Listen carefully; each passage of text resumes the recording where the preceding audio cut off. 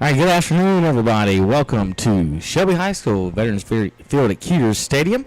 I'm Kevin Hastings along with Paul Foster and Robbie Roop on the call tonight. It's Shelby Post 82 alumni game here in Shelby, North Carolina today. We're proud to bring you live coverage here and help out the guys and promote their team. And as the season comes up, American Legion season coming up upon us, we've got state, regional, American Legion World Series coverage here on KTC Broadcasting, WHS 101.5 FM. RJ, you got me down there? Yeah, well, that was quick. Yeah, I got RJ on the camera. Let's see if his camera's working. We're going to check. We got all kinds of cams today. Yep. Got good camera work from RJ. Really good. Got a good shot from you, so you're clear. Let's see. Let's check in down Andre. Oop. I don't know if he hears me or not. He's got his radio on. Give a thumbs up if you do, Andre.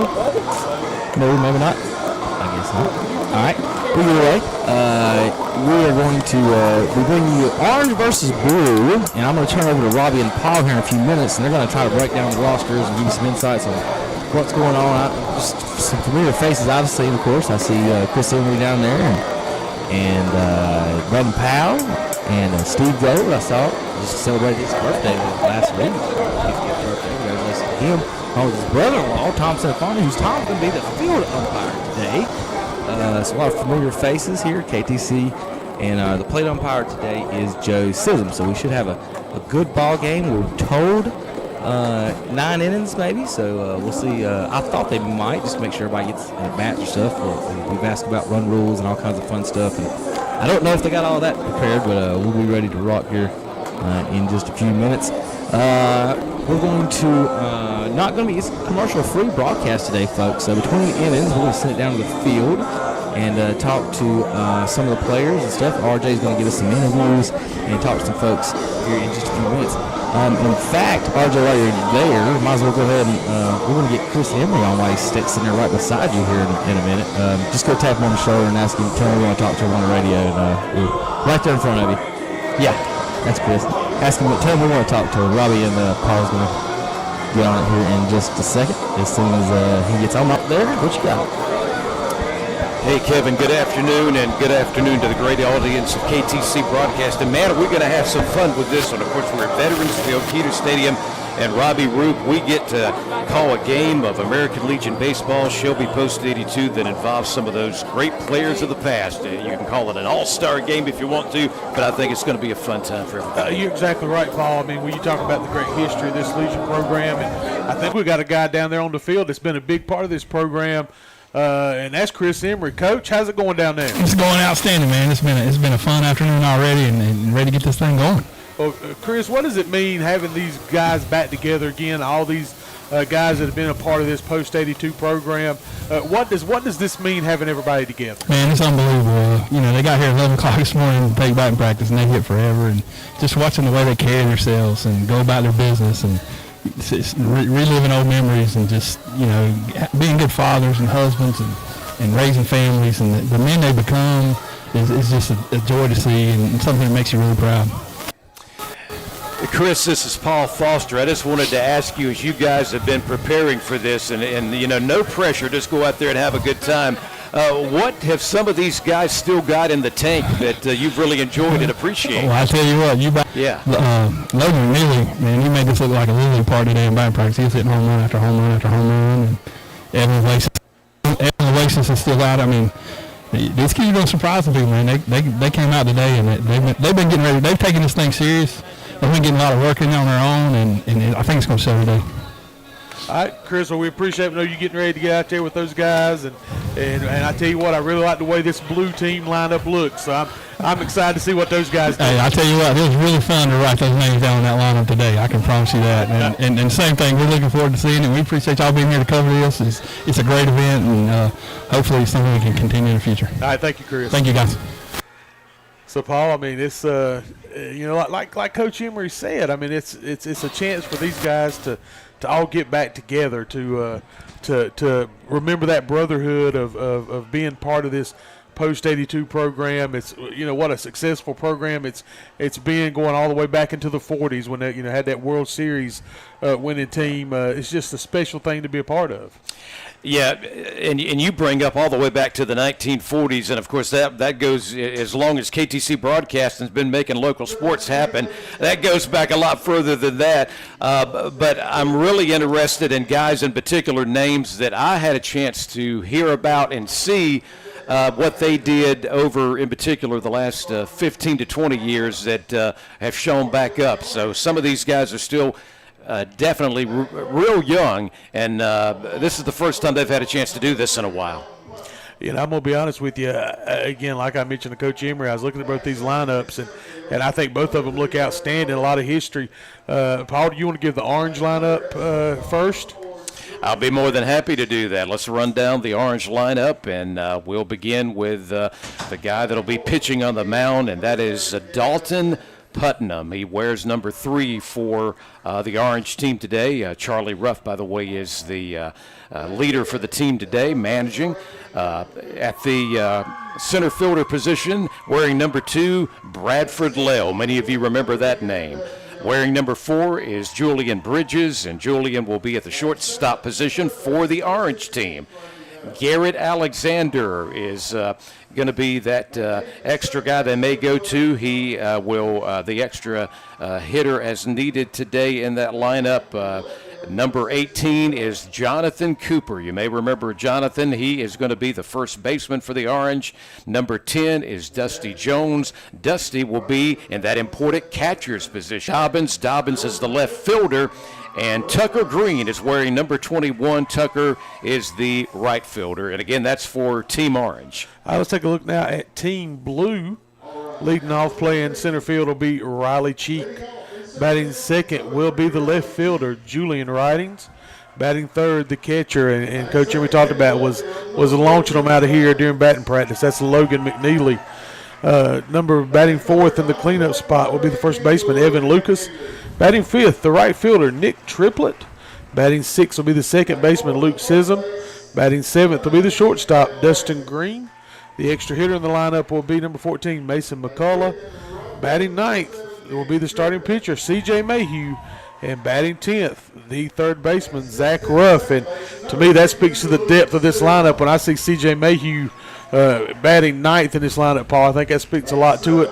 But I think this pitching matchup is going to be really good between Dalton Putnam and C.J. Mayhew. Should be a lot of fun between those two. Absolutely. And Dalton, certainly left his mark for what he did for the Burns Bulldogs, and if I'm not mistaken, he's got a younger brother that's going to be in a very important game coming up tonight when Burns takes on East for that third and final game to decide who goes to the high school baseball championship game. Busy day for the Putnams, as you said. Dalton out here pitching for in this Post to Alumni game. Their dad, Robbie Putnam, over to our right doing PA work tonight for this game. And as you said, Colby with the big name game tonight with the Burns Bulldogs. Of course, we'll have that one on KTC Broadcasting. Great game, winner take all. So it looks like they're going to the field now for I believe, the national anthem.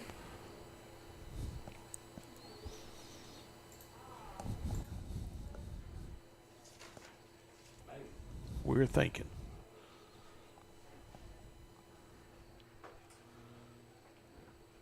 Of course, that may be doing the Legion.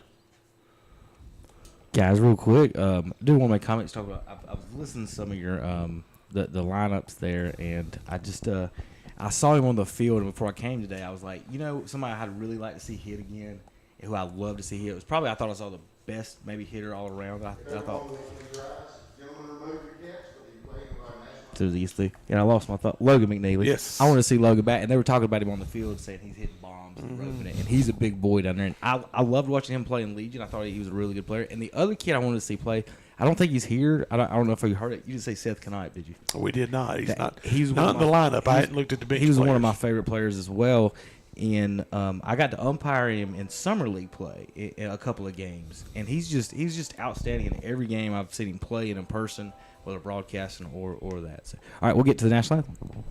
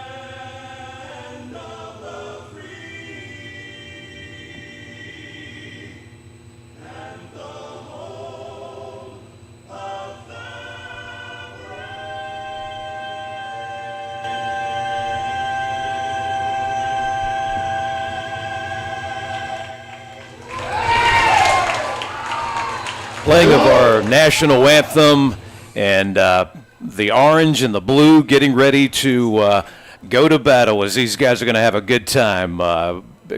Facing off for the first time and playing together for the first time in ages. Some of these guys were on perhaps the same teams. They know of each other. They're going to have, in many cases, the opportunity to be on the baseball field together for the first time due to the different years that they lined up to play for Post 82. And we're just excited to be able to bring this to you on KTC Broadcasting uninterrupted. So we're going to be with you with everything as it goes down this afternoon.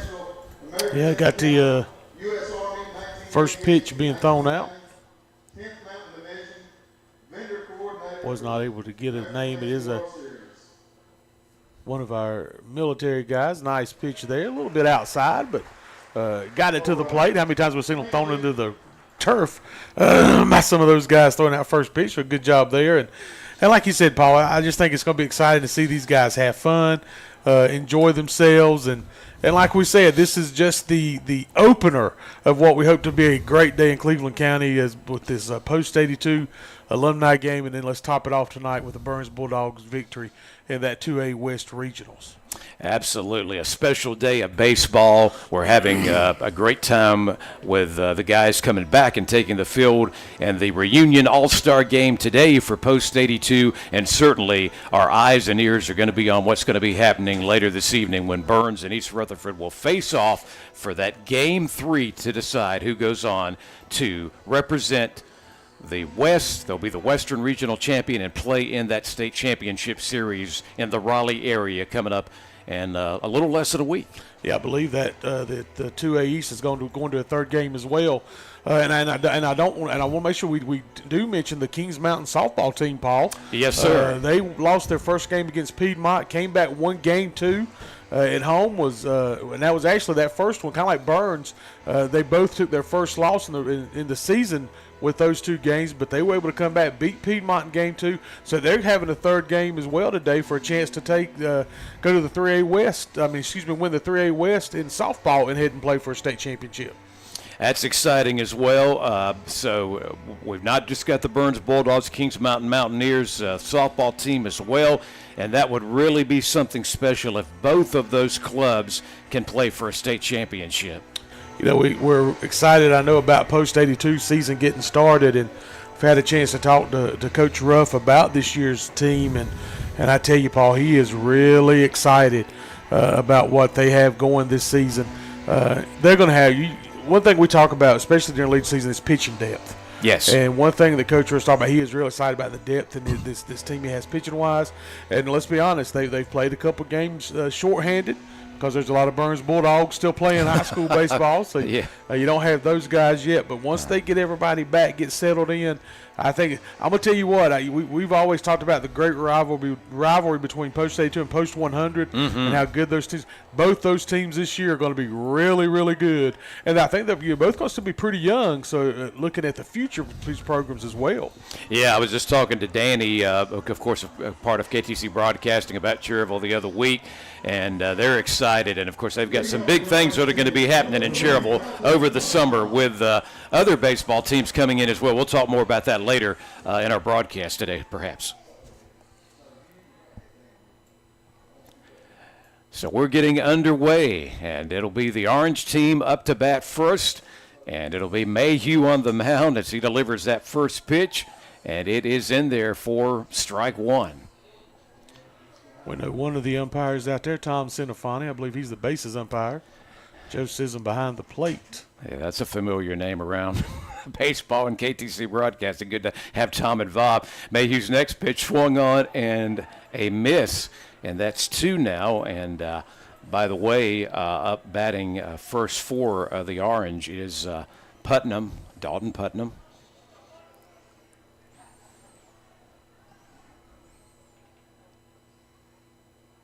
Eyeing him down is Mayhew. Mayhew with a ball that is a bit high that time. Count is at 1-2. Yeah, not a bad miss at all there.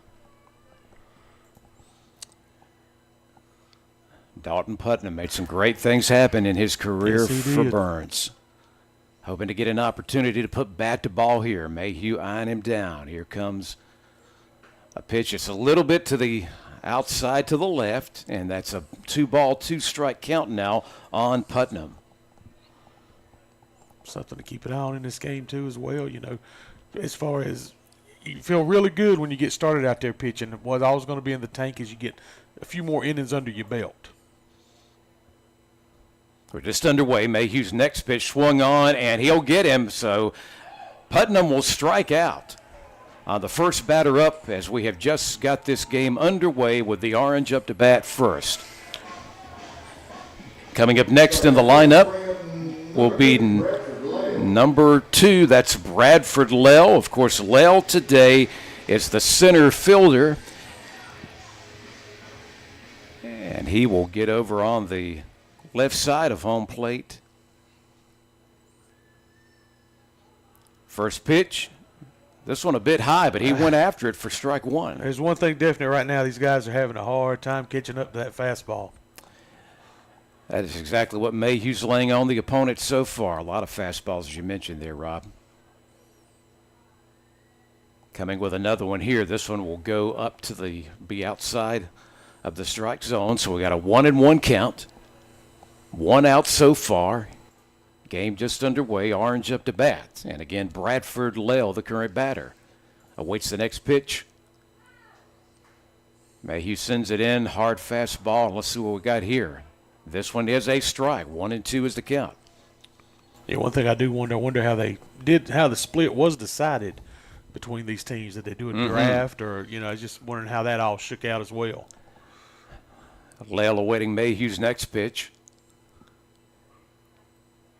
Another fastball is in there, and he takes care of business. So far 2 batters up and 2 batters striking out. Coming up next, Julian Bridges, wearing number 4 in this game today for the Orange, and he is the shortstop for the Orange team. See if he can get on base before this third out takes place. Remember watching Mayhew do this and those deep runs for the Crest Chargers, too, when he was in high school. This one is going to be popped over on the right side, right into the stands, and it is a foul. And you hear some excitement from the crowd as somebody finally made some contact. So that gives us our 1 strike, 0-1 count. Seems like some more people are beginning to make their way in. Word spreading around about this. If you can't make it, just stay listening right here to KTC Broadcasting for the action. Mayhew, this is a pitch that we haven't seen so far from him. He loses control of that one. Yeah, I think that one just got away from him there. He even rubbed his hand a little bit after he turned that one loose. Went well beyond the right shoulder of the catcher. It's a 1-1 count now. 2 outs already for Orange team here in the top of the first. Next pitch to Bridges. Thought he might have went after that one. He doesn't. Yeah, I definitely some high fastballs against these guys. Get it up in their eyes, see if they want to chase it a little bit today. Yep. Good decision, 2-1 count. Former Crest Charger pitcher, as we talked about, Mayhew, coming with another.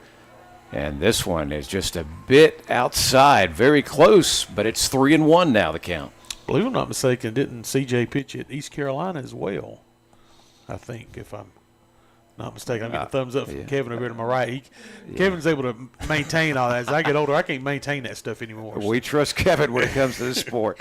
Strike here, and we've got a 3-2 count now. Again, Julian Bridges is the current batter up for Team Orange. Coach Ruff is managing them today. And by the way, Hal Hamrick is the manager of today's All-Star Blue team. Big pitch coming right here on the 3-2 count. Mayhew puts it right in there, and it's not a good enough, though, for a strike. It's going to give the 4th ball, and we've got a man on base, and that is Julian Bridges will take first. First base runner of the game, and let's see if Orange team now, if they can start chasing guys around, get some timely hitting going here. Here comes Garrett Alexander, wearing number 30 today for the Orange team. Next up, 2 outs, but 1 man on base now for Team Orange. Mayhew on the mound for the blue team, your starting pitcher today. And going after that one is Garrett, and he'll get the first strike there 0-1 count. You know, I wonder how many of these guys are playing church league softball, and it's some bad timing right now trying to catch up with these pitches. Mayhew looking over at first, but now here he comes with the next pitch.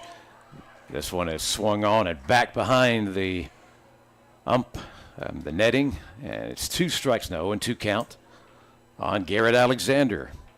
Yeah, just a difficult time right now getting around on that fastball.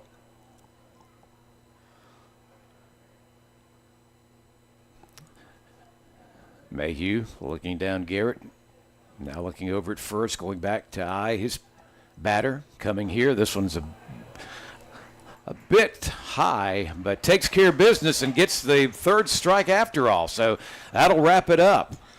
Ends up actually striking out the side. Paul had that walk in the middle, but struck out Putnam, struck out Lale, and struck out Alexander, all swinging.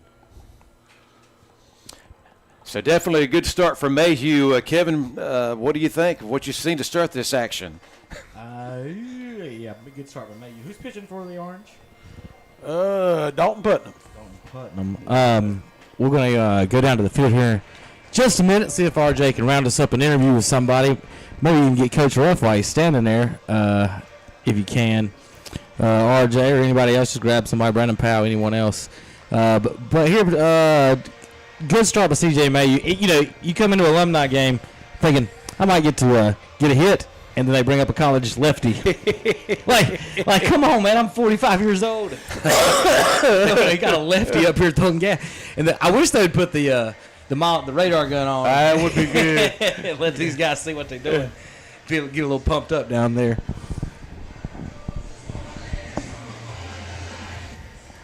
So, as we said, Paul, I mean, all of these guys having a really good time out there, and you realize how difficult it's going to be to get things going. Look and see what RJ's got going on down there. So he's walking across the lower half behind the plate. See if he's able to find somebody for us to talk to. But, now with this, again, Paul, when I talked to, like I said to Coach Emery, looking at this blue lineup, I just, I'm getting things started with Riley Cheek. I got Julian riding. And then, like Kevin mentioned, Logan McNeely's coming to the plate batting 3rd. And it may be some fireworks there. Could be. And I'm looking forward to seeing how it's going to go down here to see Blue up to bat for the first time. We were talking about it before we went on the air. We felt like they might have a little bit more hitting power on that side. All right, RJ, you got Coach Cheek down there? I mean, excuse me, I'm looking at Riley Cheek in my lineup. You got Coach Ruff?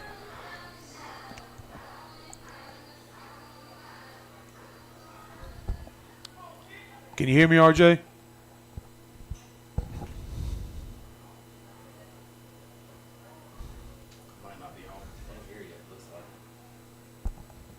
Can you hear me? Yeah. We can't hear. We cannot hear you.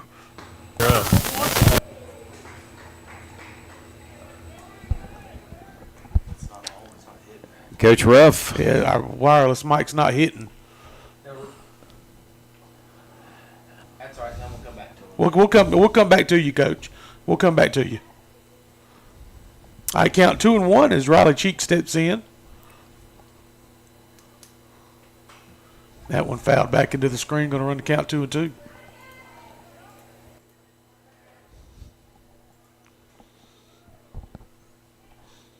He was up to bat to begin this game. Again, we remind you, Dalton Putnam, the Burns player, former Burns player, pitching for the Orange. That one's hit to the outfield. Let's see. And it's going to get down. Diving attempt out there in center field by Lale. But it's going to be a stand-up double for Riley Cheek to get things started for Team Blue. Yeah, this gets the crowd into it for sure. Great job by Cheek. Takes 2 bases, and we've got some action for the first batter up here to begin for the Blue in the bottom of the first inning. No score so far today. Orange against Blue, post-82 all-star, or maybe even could be referred to as the old-timers, but these guys are not old as they get back together this afternoon here at Keeter Stadium, Veterans Field. It'll be Julian Riding stepping in for Team Blue. Takes the first pitch for a ball, 1-0 the count. So runner at second out there's Riley Cheek. Ridings at the plate, left fielder for Team Blue. There's the pitch. Fouled off, going to even the count 1-1.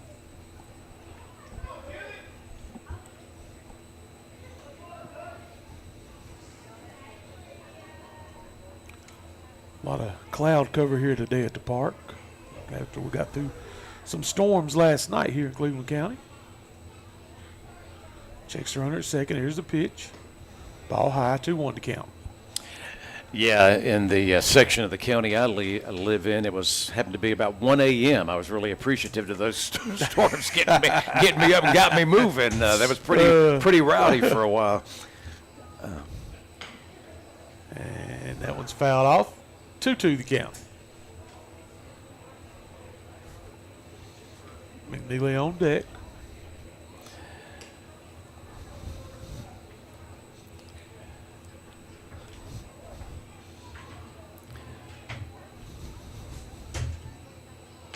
Another one fouled off.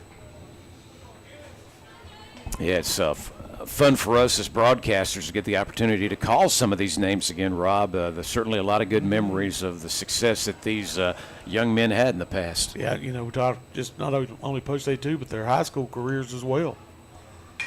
And that one's going to be laced to the right side. First baseman tried to make the grab. Cooper over there, he's not able to get it. And he's going to head it into second. Going to be tagged out there, but is going to allow the run to come around and score. So Cheeks around to score. Ridings out at second on the throw. And that'll bring Logan McNeely to the plate. That hit was right there at the first baseman. Certainly you got to give Jonathan Cooper credit. He tried to get a hold of that ball. It pops off of his glove. Sails on behind him and easily made the opportunity for Cheek to go from second to home and get the blue team on the board here. Logan McNeely at the plate takes the first pitch for a strike, 0-1 to count.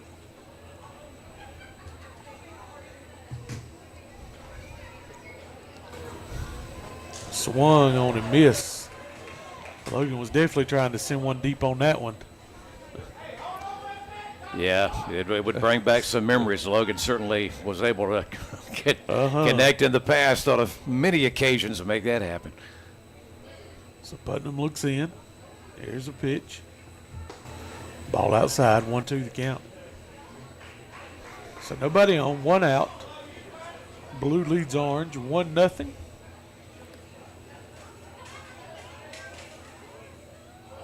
And that one behind him. Did he catch him? It was very close. I don't think it did, but man. Message sent by Putnam to McNeely. Hopefully we won't see any tempers flare today. But, I mean, that's what this is all about, having a fun time. And Rob doing a little bit of that right there on that play that almost connected with at least the back of the left leg. So 2-2 the count. He's trying to go the other way with it. It's going to be fouled off. So the count will stay 2-2. As you listen to this game of All-Stars today, keep in mind, come out and be a part of the games to come during this year's season with Post 82. A lot to look forward to.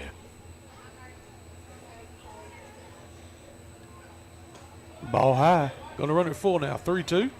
And, of course, eventually, Rob, we get into August and everything wraps up here with the American Legion World Series again. Yeah, it sure does. It's amazing how the older I get, the faster sports seasons go. That one bounces up there for a ball. So McNeely will take a walk, head down to first base.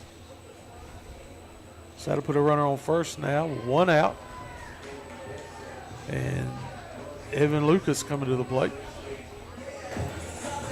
Going to have a courtesy runner for the catcher. Welcoming me, we will bring up number 19, Evan Alexis. So Alexis is going to step in. Running is number 25, Tyler Smart. Throw over to first, Tyler Smart. Courtesy runner back over safely.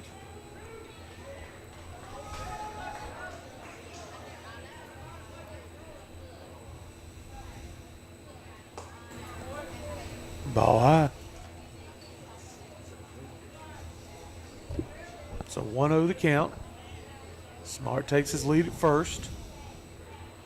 That one's going to be hit to the outfield. Oh, man. Center fielder drops back. Under it, makes the catch for the out. Lale with the grab. So second out of the inning. Smart will stay over there at first. Yeah, that got some of the players for the Orange excited to see him come through.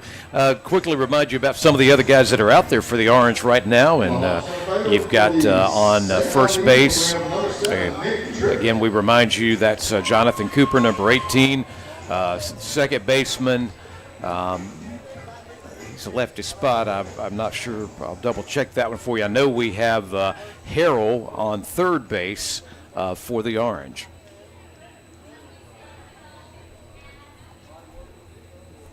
Pitch to Triplet in the dirt, going to get away. Tyler Smart takes off down to second. They're going to slide in safely. So that's going to put Smart down at second. 2 outs, Triplet at the plate with a 1-0 count. Nice job to get to second base, make it a little bit closer to get that next run in possibly. Ball outside. 2-0 the count. Yeah, and that's one thing we talk about, Paul, when we do a game here at Shelby. So much room behind home plate.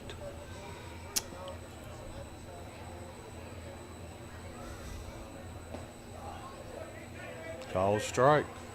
2-1 the count.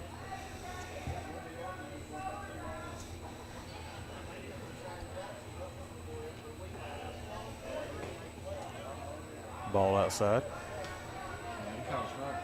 Did he? Wow. So we're going to give it a strike. Yeah. Well, wait a minute. We got. Well, it ain't going to matter. It's a chopper out to the third baseman, up with it.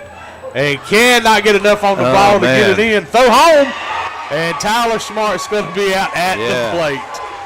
Well, you didn't get the throw to first to work out very good, but at least they got the ball to the catcher at home plate to get that third out. So, again, we see some exciting things. And see it again. RJ, if you got us down there, we're going to try you again. RJ, have you got us?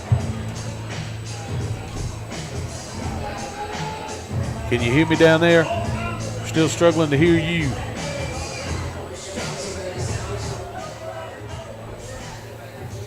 Check. Yeah, I think we got you. Yes, sir. We got you. All right. What do you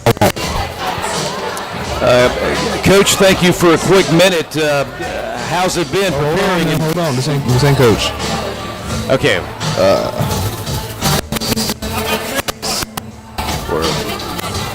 So we got to get our guest in place. RJ's got his equipment working again, but we got to get we got to get everything hooked back up with our guests right quick. And it's great that we can do this in between the next batters and provide you with these extra interviews. So now we've got, I believe, Coach Rupp. Good afternoon. Coach, what's it been like getting ready for this one?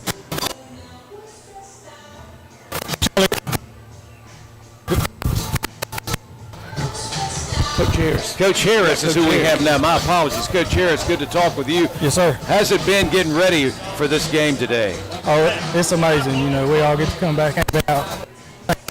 Some of us probably ain't played in 10, 15 years, and we all get to come back out here and lace them up one more time, just have fun with the boys. It's been a great experience.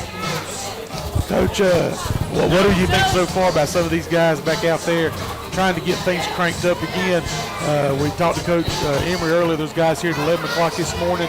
What's the energy like down there? Oh, it's great, man. Some of these guys got here so early, so excited. We just wanted to get out here and see what kind of show we can put on, have fun. Some of these guys still got a little bit in it, it looks like. So, still got a long way to go. It's a good time, man. We're so excited and glad we got a good crowd out here. It's a good turnout. Appreciate it, Coach. Yes, have sir. a good time. Yes, sir. Thank you.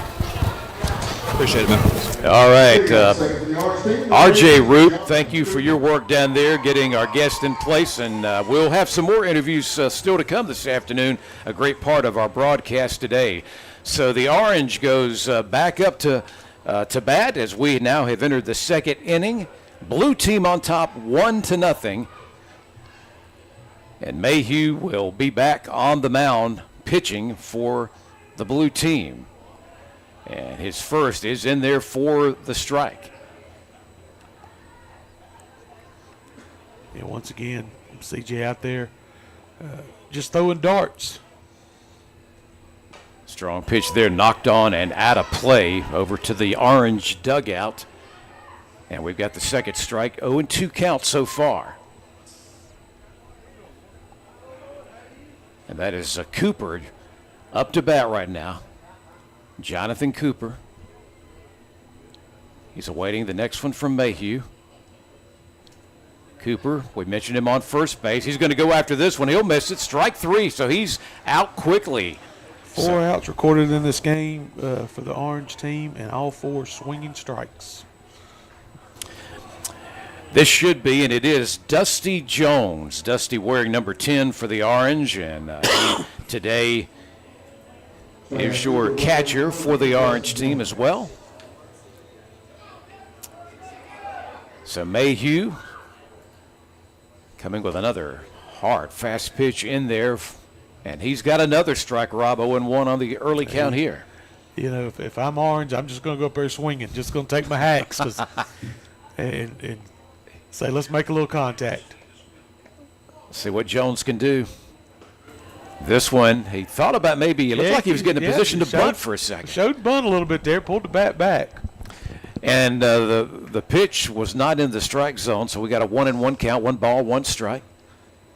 Mayhew working on Dusty Jones right now. Blue versus orange. Orange team is up to bat. They're down 0-1 so far in the top of the second. Mayhew's next is going to be in there for the second strike. 1-2 count now. For those of you listening and remember the days of Dusty Jones from his high school career in Cleveland County going on to play for Post 82, we're excited he's getting the opportunity to be here today. And he will go after that one, and that'll be it. He'll strike out as another great job by Mayhew. 2 outs so far. His 5th strikeout in the game.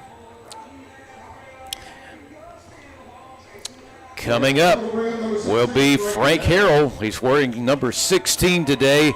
Harrell is also your third baseman for the orange team in today's lineup. See if he can make something happen and get the orange on base. And he will go after this one, and he will be taken in like so many others have so far today for a strike, 0-1 count.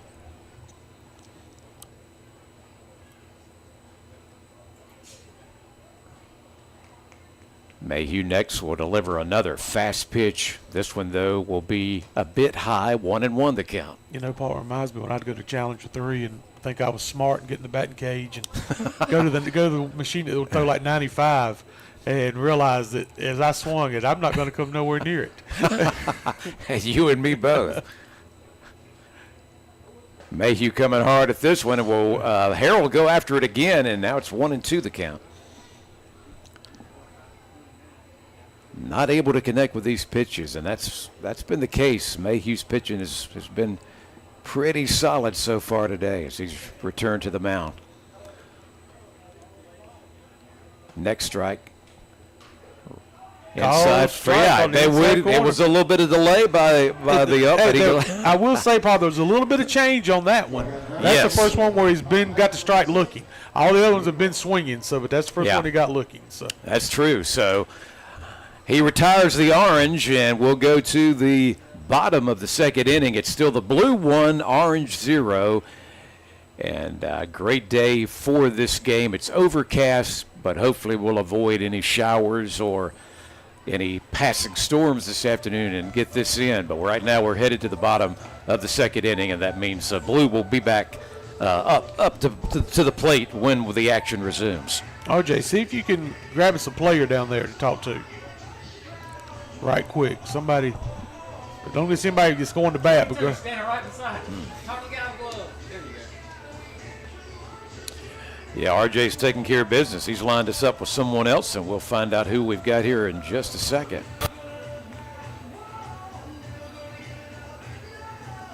All right, who do we have? Got Julian Roddy down here. Hey, Julian, how you doing, man?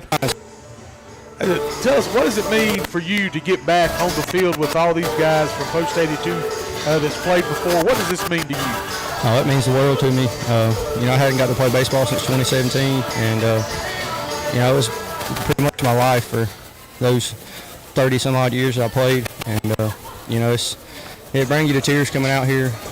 Just the feel and everything that, you know, the game, stepping in the box, you know, just it feels like it used to, and that means the world to me. And to get to share it with all these guys, that's even better.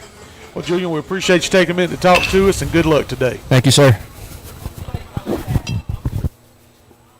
Yeah, the added bonus to what we're doing here today, thanks to Kevin Hastings, RJ, all of our group with KTC Broadcasting.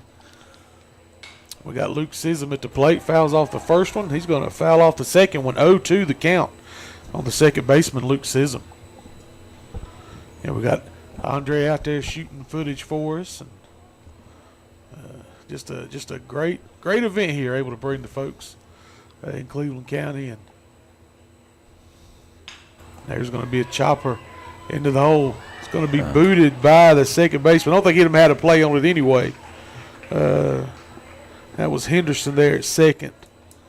So Sissom will be standing on first. Yeah, ground ball just went. It was right, but almost in the middle of first and second base, probably a little bit more towards first. Second baseman tried his best to be able to slow the ball down. It's a tough play for the young guys. Oh, yeah. So, yeah, exactly. So, you know, and that was going to get away. Wild pitch. And that's going to send Sissom down to second. Yeah, that always helps. Opportunity like that, Luke Sissom took advantage of it. Goes from first to second, a little bit closer now to trying to bring in an additional run to an already 1-0 lead for the Blue. So Dustin Green ready at the plate. Takes one outside. 2-0 the count. Number 8, Dustin Green.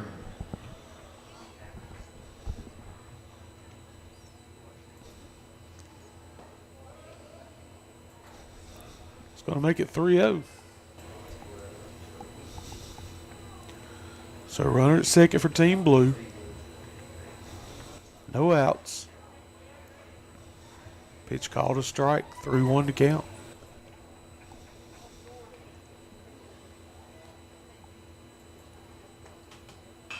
There's going to be a chopper over to third.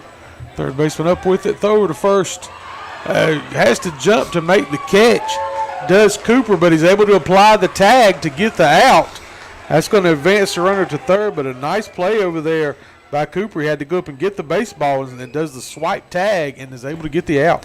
Yeah, Frank Harrell from the third baseman with the throw, and he got in position to make that throw, but it was just a little bit high. But what did Cooper show? Still got some athletic ability to jump up, come down with the ball, Rob, and be able to make the tag because he was not going to be able to get his foot back on first base. So Mason McCullough steps in now. And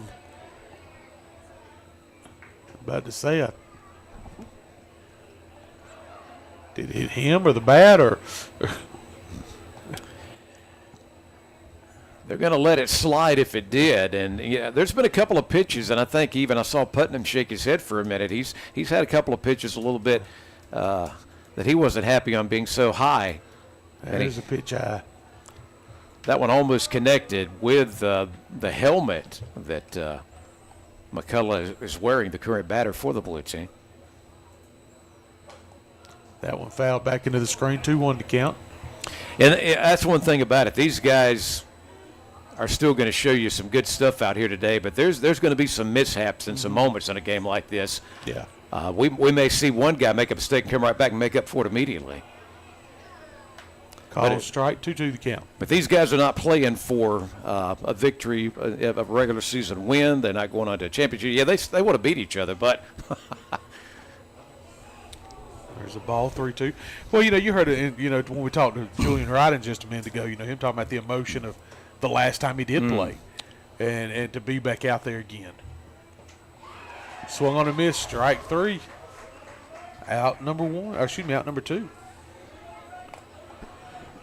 And Sissom, by the way, is on third base now. Almost forgot about him. He is on third. Even though it's 2 outs, there's still an opportunity for Blue to try to add to the 1-0 lead. This will bring the pitcher, C.J. Mayhew, to the plate.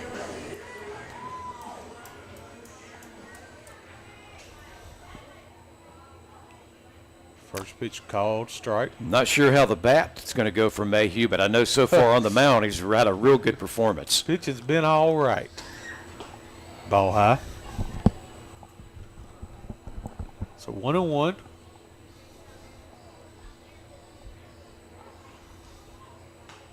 That one's fouled back into the screen. 1-2 the count.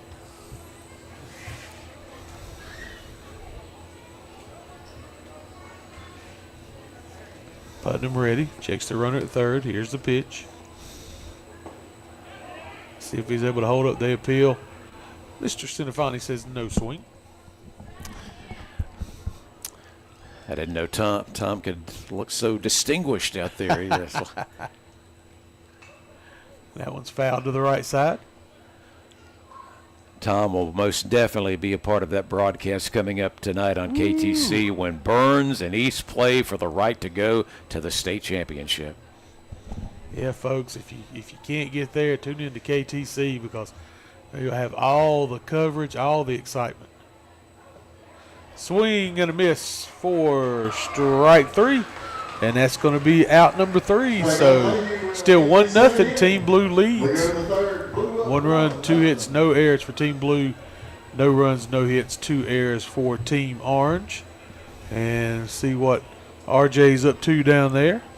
RJ, see if you can find a player. Let us know when you're ready, and we'll come to you. But Paul, as we talked about, we talked about the excitement again of this game, and see if you can get Coach Hamrick, RJ. Yeah, it'd be great to talk to Hal Hamrick, who's definitely a big part of putting this action together today. Standing right there, but yeah, you go right there between the coaches over there. But yeah, Rob, we've had the opportunity to be in this park and see some great action, and we're glad before we carry on with the new regular season for 2024 that we get to see these guys come back together, these stars of the past. Coach Hamrick, if you can hear me, it's Paul Foster along with Robbie Roop up in the booth. How does it feel to be managing this blue team today? Well, I'm just glad to be out here with these kids. It's been a long time since I've been out here, and I've had about all these boys. Something up. You there? Yeah, we can still hear you. They've all played, for me, and they all played for Coach Grayson, and I'm just glad they all got back together. I think it's a good thing, and I think hopefully we can do it every year. We agree with you, Coach. We'd love to see this continue. Coming back for the first time like this in a while, what are some memories that you have post 82 and some of these guys that you I told him a while ago.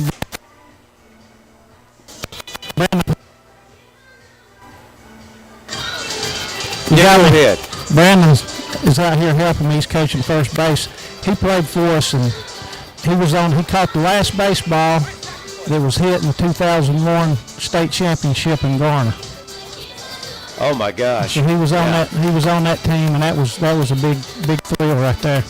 Man, it's hard to believe it's been that many years, isn't it? Yep, 01. Well, Hal, great to talk with you. Thank you for your participation today, and good luck the rest of the way. Yeah, thank you. Hopefully we can maybe pull it out, but there's not going to be a loser today. No, sir. Thank you, Rob. He said the right thing. There's not going to be a loser today, no matter what the scoreboard says. Yeah, absolutely.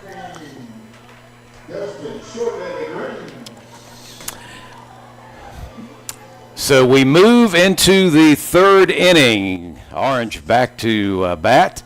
This one is a short. Pitcher going to come up and get it. Gets to the first baseman, and we've got. Yeah, we got a pitching change out there. I believe that's Weston Green, I think, now on the mound. Yeah, I was just noticing the same thing. Was trying to find out real quick who we do have, and you're right, Rob. So you're one of those Orange guys. Look out there and see C.J. Mayhew's going to go, whew. Now let's swing the bats. Luke Dobbins is the next batter up for the Orange team. Luke today is your starting left fielder. Seen Luke lead off a lot of games when he played. Absolutely.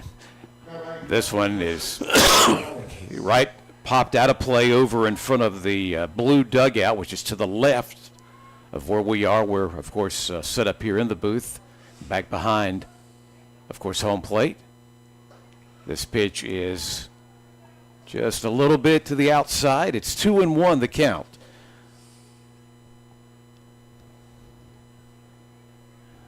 Again, Dobbins, your current batter for the Orange. He'll pop this one back behind him. Foul ball, 2-2 the count. If you're just tuning in, the all-star game, so to speak, of these players of the past to post 82. And at the top of the third, Blue leading Orange 1-0. This pitch is well to the outside, and it's 3-2 now the count. Dobbins trying to get this for the Orange. Inning started off the right way by getting on base if he can. It's been a little bit of a tougher go for the Orange so far today. This was another ball hit back behind everyone. Foul ball behind home plate. Yeah, and on his hands with that one. Count remains 3-2.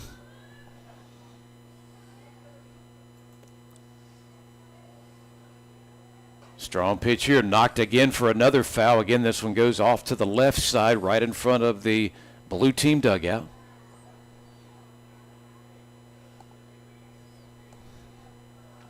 Some new baseballs into the pocket.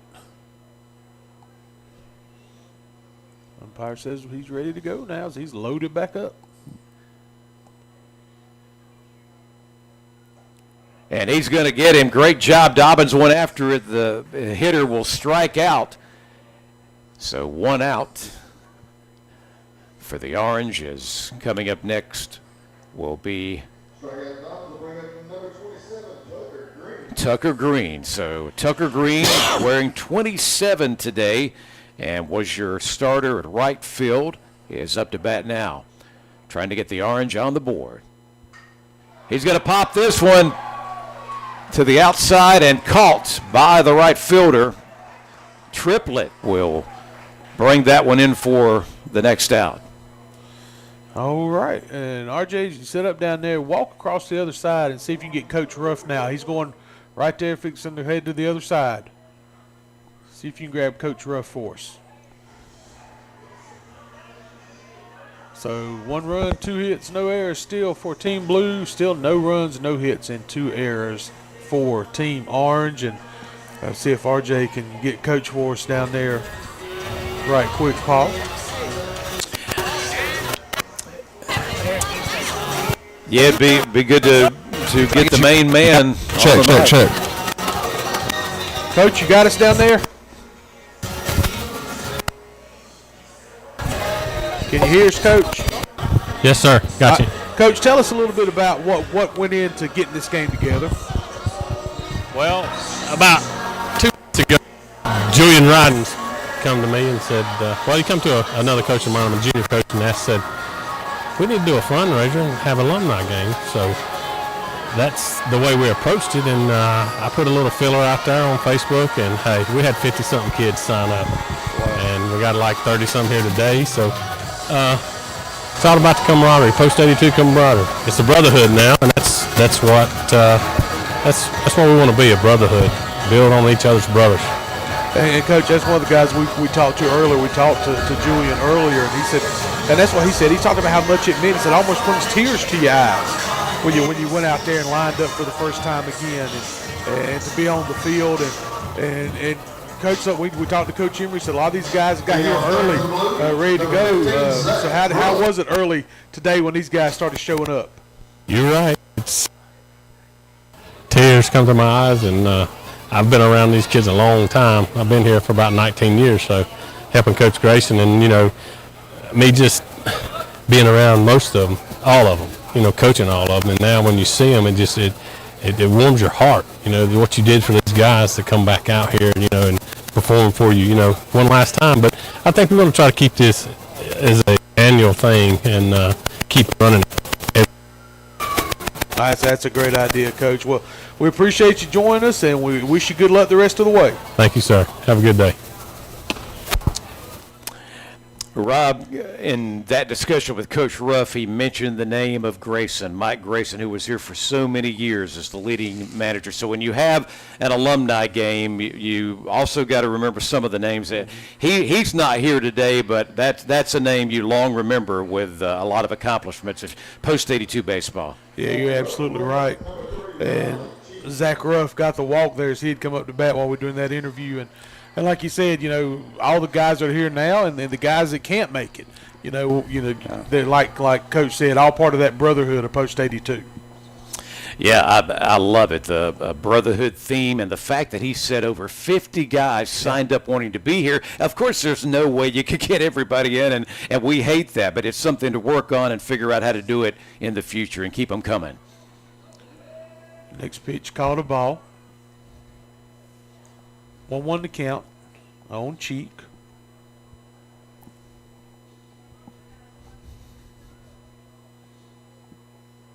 Ball outside.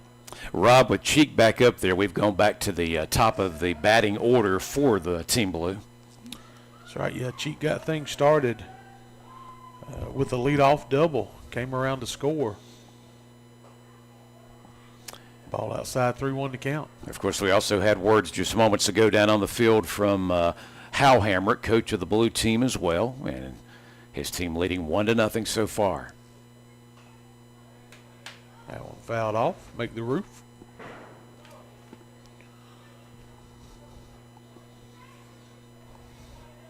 Veterans Field, Keeter Stadium, Shelby High School is where we are and where you can find post-82 action coming up throughout the summer. Ball outside. It's going to lead to a walk. So back-to-back walks will put runners at first and second with no outs. You're right, Rob. Jack Ruff now advancing to second base, and Cheek will be on first. KTC Broadcasting bringing you this uninterrupted, no commercial sponsors broadcast of this Alumni All-Star Game today. Shelby Post-82 Baseball. This is a successful bunt. And let's see. I'm not sure. We had a collision at third. Well, not able to field it, and then they went to third base to try to get out there. Man. And they were able to get them. Or was not able to get them, so that's going to load the bases. I was looking to see. I had a post-82 schedule. The shortstop, Julian Bridges, got over there at third and tried to do his best to get that out. But, of course, Blue successful now. They've got the bases loaded, and they can try to add to that 1-0 lead. That one's going to be fouled off to the right side. Yeah. I know there was an updated schedule, and I can't find mine, so I was going to give the folks some updates on it. But that ball inside, 1-1 to count. So bases full of Blues.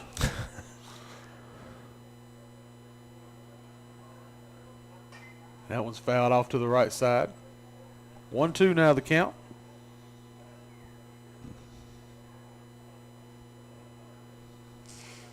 Logan McNeely at the plate.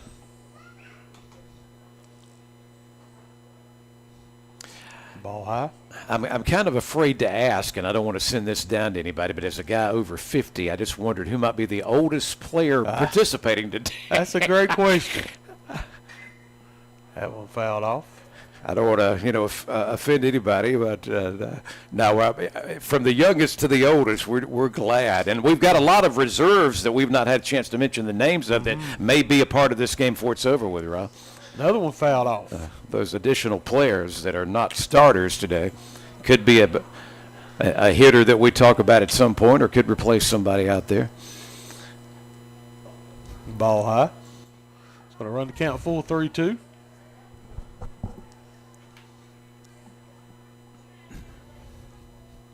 We'll go up 2-0 now over Team Orange. And that goes back to Jack Ruff, who started this whole thing. He is the guy that comes home. And some of the Orange are going up and talking it over a little bit on the mound right now. Number 21. Yeah, I've got written down last name, if I got this correctly. Is that Marbley or Marbley. I did not have a first name when the information was handed off to me. We did not have first names on those extra players lineups today. Yes, sorry about that. We'll figure it out, but regardless of the situation, the bases are loaded still and no outs. I tell you one thing, number 21 who went to first now is a big, solid young man who so this Marbley is ready to get involved, and he will. And they'll try to add some runs if they can, Rob. Already up now 2-0 here in the bottom of the third inning. And there's going to be a solid base hit to the outfield. Going to score one. Here comes another runner to the plate. He's going to reach safely, so that's going to drive in two. Riley Cheek and Julian Bridges come in one after the other to extend this lead a little bit more for Team Blue. It is now 4-0 as Triplett, I believe, is your next batter up. So Triplett will step in now with runners at first and second. Still no outs for Team Blue. Swung on a miss. Strike one. 1-1 to count. I was an assistant coach on a Y basketball team some years ago, and I believe this young man in his middle school years was on that team. Runner takes off from second. Throw down to first. Ball's going to get away. And that's going to allow the runner to score all the way from second. And let's see, time was called. The ball got over there towards the bullpen under the fence, I believe. Will allow the runner to advance all the way around to third. So Marbley comes in to help the Blue continue the devastation they're putting on the Orange right now. They're now at 5-0 in the bottom of the third inning in this all-star game. Pitch called a strike. So Triplett down, first out of the inning. Yep, they finally get an out. That's got to make the Orange feel a little better, see if they can keep that going. And that'll bring Luke Sism to the plate. Ball inside. Sism again has been your starting second baseman for Team Blue this afternoon. Fouls that one off at the plate. 1-1 to count.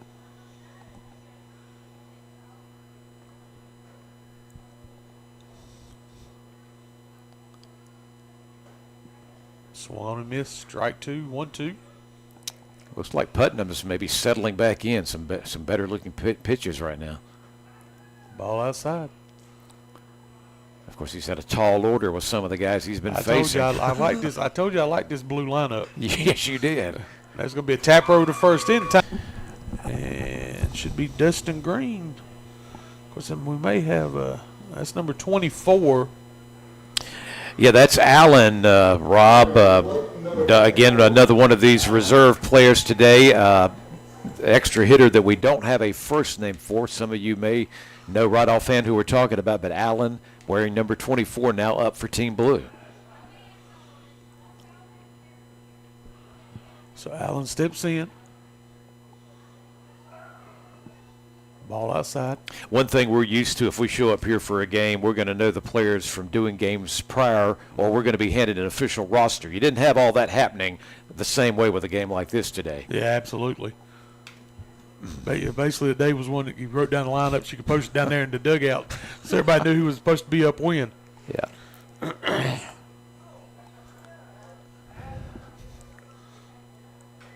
Fouled off the plate, 2-2 the count. And let's be honest about it. If they'd have been short of somebody, I don't know what the rules are about where you played your post ball, but we got a guy in the booth right here with us right now that still can probably play this sport. That's exactly right. I don't think we would be afraid to see Kevin Hastings out there to have to fill in a spot. If you didn't pick that up, he said he can still hit, but some of the other parts of diving for the baller said it might be dangerous. So 3-2 the count. Back up the middle, shortstop waits on it, and he's going to get away from him. Yeah. And that's going to allow the runner to reach first, going to allow the runner to come home to score. So Allen reaches safely. Julian Bridges in years past, that might have been right there in front of him. He'd have had it in a heartbeat, no trouble. It's, coming back together like this, it just barely bounced off of his glove, got back behind him. So 5 runs, 3 hits, no errors for Blue.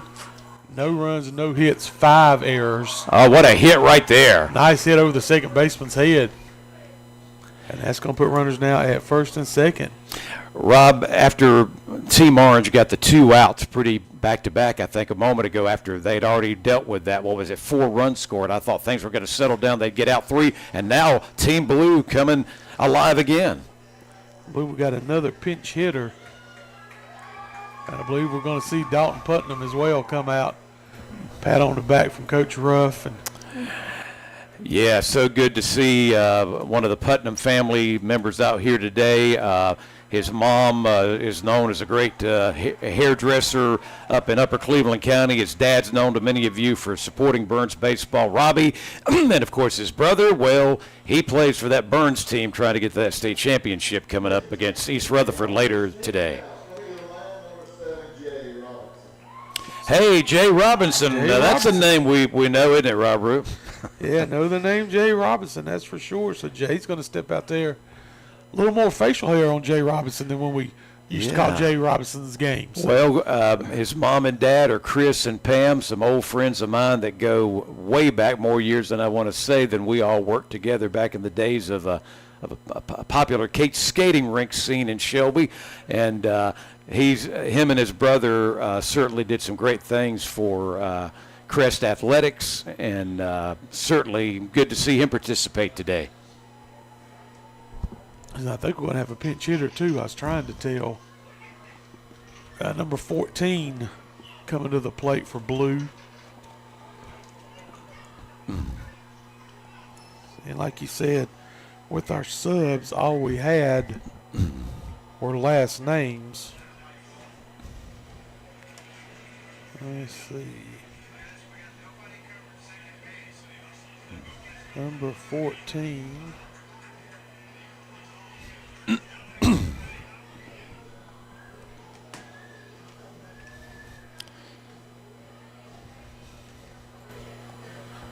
Okay, that's right. It's Mason McCullough coming to the plate. Okay.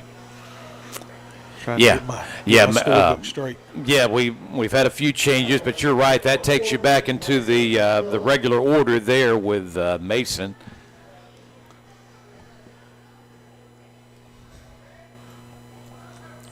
So McCullough ready. Puts a bat on the ball. It's going to get through. They're going to send the runner from third. Going to be a play at the plate. He's going to hustle back to third. Throw down to third. Going to get away. Hit him. I believe he hit him in the back. So that's what it looked like. That's one of those you had in no hurry to get up after. You're just going to take your time. No wonder the third baseman Harrell couldn't quite get his glove on the ball. It was coming off of the back of Allen there, who went back. He was thinking about coming home. The pitch went to the ball went to the catcher, and Allen goes back and gets into third as that ball's being thrown from the catcher to third base. And C.J. Mayhew's going to step in. Ball's going to get by the catcher, and that's going to allow the runner to come on down to score. Going to make it 6-0 now. Yeah, Allen's going to go down for bringing in a run himself here. Not one of the starters in the game today. He got involved in the action a little bit ago. And now, by the way, in the bottom of the third, Team Blue over Team Orange, now 6-0. That one's going to bounce away again. Going to send the runner home from third. So Green will come down. Allen there as he come in to bat. He'll come down to score. And Mason McCullough now standing at third base. 7-0. I want to say on the No Malarkey, Mr. Sparky scoreboard, I've ingrained myself so much, Kevin, to make sure that comes out after I say a score. Yeah, on many of our sports broadcasts, and that's understandable. But hey, giving them a brief plug like that, I don't think that'll go against you. That ball inside, good block behind the plate there by Jones. A reminder, we went from Dalton Putnam, the starting pitcher, former Burns player, post-82 guy, We've gone to Jay Robinson now, former Crest Charger, and he's on the mound as a part of the alumni of Team Orange today. Count 3-1. Swung on the miss. Strike two. Going to run it full now. 3-2.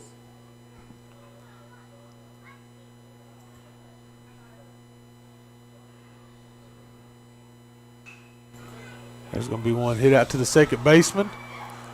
Gets it. Not in time over to first, and that'll allow a run to score. So Mayhew will be standing safely at first base. He reaches via the error. Yep, Cooper was there right at first base. Just couldn't control the baseball as it got past him and enabled the hitter to tag up with first base. So 8-0 Blue leads. This is Smart up to bat, Rob. So Tyler, this is Zach Ruff, it looks like. Now my scorebook's all messed up because they've batted around. Tyler's wearing number 25 for Team Blue. That ball's going to get away. Going to allow Mayhew to move on down to second.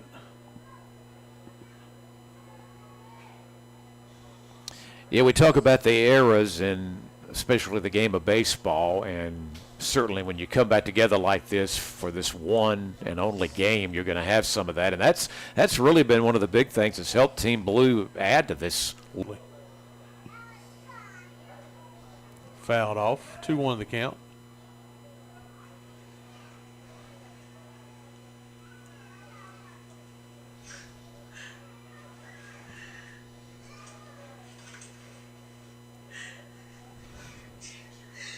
Swung on and missed. Strike two. And RJ, just to give you a word, after this half inning, if you can move over towards the orange dugout and see if you can get us somebody from orange to talk to.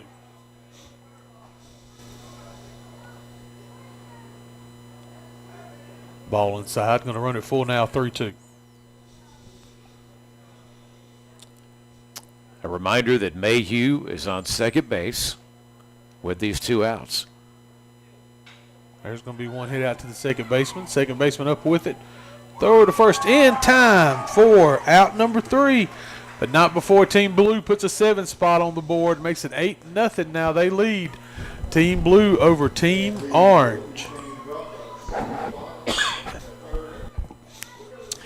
A reminder that no interruptions for this broadcast today of Team Orange versus Team Blue, the alumni game. Former great players that played for Shelby Post 82 involved with this game of coming back together today. And Kevin Hastings is back on mic. And Kevin, as we get ready to go to the fourth inning, certainly it's been Team Blues having their way so far. Yeah, no hits so far for Team Orange. I think you guys talked a little bit earlier about these teams, and you guys know a little bit more about them. But it looks like RD's going to pull up Mr. Robinson here, just come off the mound. Is that Jay down there? Oh, let me turn you up. Yeah. Sorry about that. Jay, we got you down there, Bubby? I hear the mic on. You got me down there? Yeah, go ahead, talk. You got me? Hey. Yeah, we got you. How's it going, guys? Doing good. Jay, you got out on the mound just now. How you feeling out there? Questionable. When's the last time you pitched? In college, about 2015. Oh. Last time I picked up. Well, as far as the Rich, what's the, are you going back out again? You got more guys going out to pitch, or what's the plan now for the pitching staff? Yeah, I believe I'm going to take another one. I'm going to at least try to. Well, if I can make it out there. Well, tell the folks at home and listening and watching your school. What year did you graduate? High school and play here at Post A2. Yeah, I got you. Yeah, I got it. I graduated Crest in about 2010. Went out to Lander University and played for about 4 or 5 more years. It's been a while, but I'm enjoying it today with the guys. I miss a lot of these people out here. It's just good to get out here with them. All right, well, good luck in the next inning. Hope you guys do well. Get some runs here. All right, I appreciate you. Get a rally. Let's make sure Charlie don't hurt himself out here. Oh, he's batting? Oh, my. And look who's up to bat. That's exactly right. It is Charlie to begin this inning for Team Orange. And I don't know if Charlie wanted to face the lefty or the sidearm submarine from the righty. Right-handed bat here from Coach Ruff. Oh, man. Next pitch. Charlie's going to pop this one up. Fly ball is going to be caught by the right fielder for the out. But, hey, it was nice to see Charlie get involved in this game. Almost got the base hit right there, Paul. Yeah, you were talking about that hit coming finally for Team Orange. We were hoping that was going to maybe be the case. Didn't quite work out. So next up, we'll go back to the top of the order, I do believe. And that was your original pitcher today, I believe. Putnam's up to bat. He's going to pop this one going out to left field, and it is called for out 2. So Charlie Ruff. Yeah, 2 fly balls off of Charlie Ruff and then Dalton Putnam, both caught by the outfielders for Team Blue, has already taken them to 2 outs. And it is Lell, I believe, if the order stays correct. Yep, Bradford Lell, center fielder today for Team Orange, is up to bat.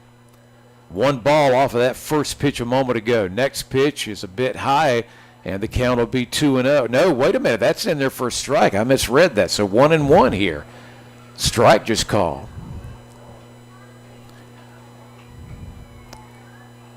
Lell trying to find a way to get on base. He's going to go after this one. Swing and a miss. 1-2 now the count. Don't forget tonight, American Legion Baseball in Cherville, 92.9 FM, Cherville Post 100. And then pitch is to the outside there, 2-2 count. called strike 3. He dropped it and then had to me. tag him for the third out. So you got the out of the inning. So that was the third out of the inning. And after 3.5, it's 8-0. Blue over Orange team. And you know, talk about the rosters, Paul. Were you saying that like earlier that the blue team is a younger team? Is that what you guys got from that, from everything? Yeah, according to Rob Roop, that's what he was able to figure out. Okay. All right. As soon as RJ gets somebody, we'll talk to him. But right now, you know, 8-0. I forgot to write down the last thing that happened there. It was a strikeout looking there, Rob, on that one. We're going to talk to one of the players here in just a few moments. We got Burns and East Rutherford tonight on WOHS, and then with Cherville Post 100 Legion season kicks back off here on WCSL, and we're going to go down to the field now. And I see back of a jersey, so I see a Ruff down there. Is that who I got in there? Turn the mic this way. Hold on, right here? Yeah, that's good right there. Go ahead, Ruff. Or Paul. Hey, what's going on? How we doing? Hey, we're doing great. Jack Ruff, is that who we've got? No, Zach Ruff. It's Z-A-C-K. Zach. Okay, my apologies. I just had that down incorrect. Zach, it's good to talk to you. How does it feel to be back at it? Man, it feels good. Honestly, a lot of us thought we pulled a bunch of hamstrings, but we're all kicking it, grinding it, and we're loving it out here. Zach, Team Blue has really done well so far. You guys now lead 8-0. Did you know some of these guys already, or are you getting to make some new friends by joining this particular group that makes up the team? Oh yeah, we knew these guys years and years. We played middle school, high school, Legion, college. Yeah, these are all brothers to me. I mean, well, long lost brothers because we ain't seen each other in a while. Absolutely. What have you been doing since the last time you were playing for Post 82? Well, I mean, if you haven't seen my ring finger, I just got married, so there's that. But honestly, just, doing my thing. I'm living in Charlotte, got my wife with me, and yeah, we're just kicking it. Well, congratulations on the marriage. I hope you guys enjoy life in the Queen City, and we're glad you were able to come back to Shelby and be a part of this today. Absolutely. Thank y'all. Y'all have a good one. Yes, sir. Have a fun time the rest of the way. All right. Thank you, sir. Our guest, Zach Ruff, who is third baseman today for Team Blue, Rob. And newly married. Congratulations to him. So that's all right. So Brooks, we've got a pinch hitter now. Brooks at the plate. Ball outside. Yeah, I thought, like he said, he was wondering how many guys are going to come out here with pulled hamstrings and things like that. That one fouled off. Yeah, I just want for all the ministers out there, if you're missing some guys from church tomorrow, they may have some ball one. They may be laid up with the muscle rub and trying to heal up. So just give them a little.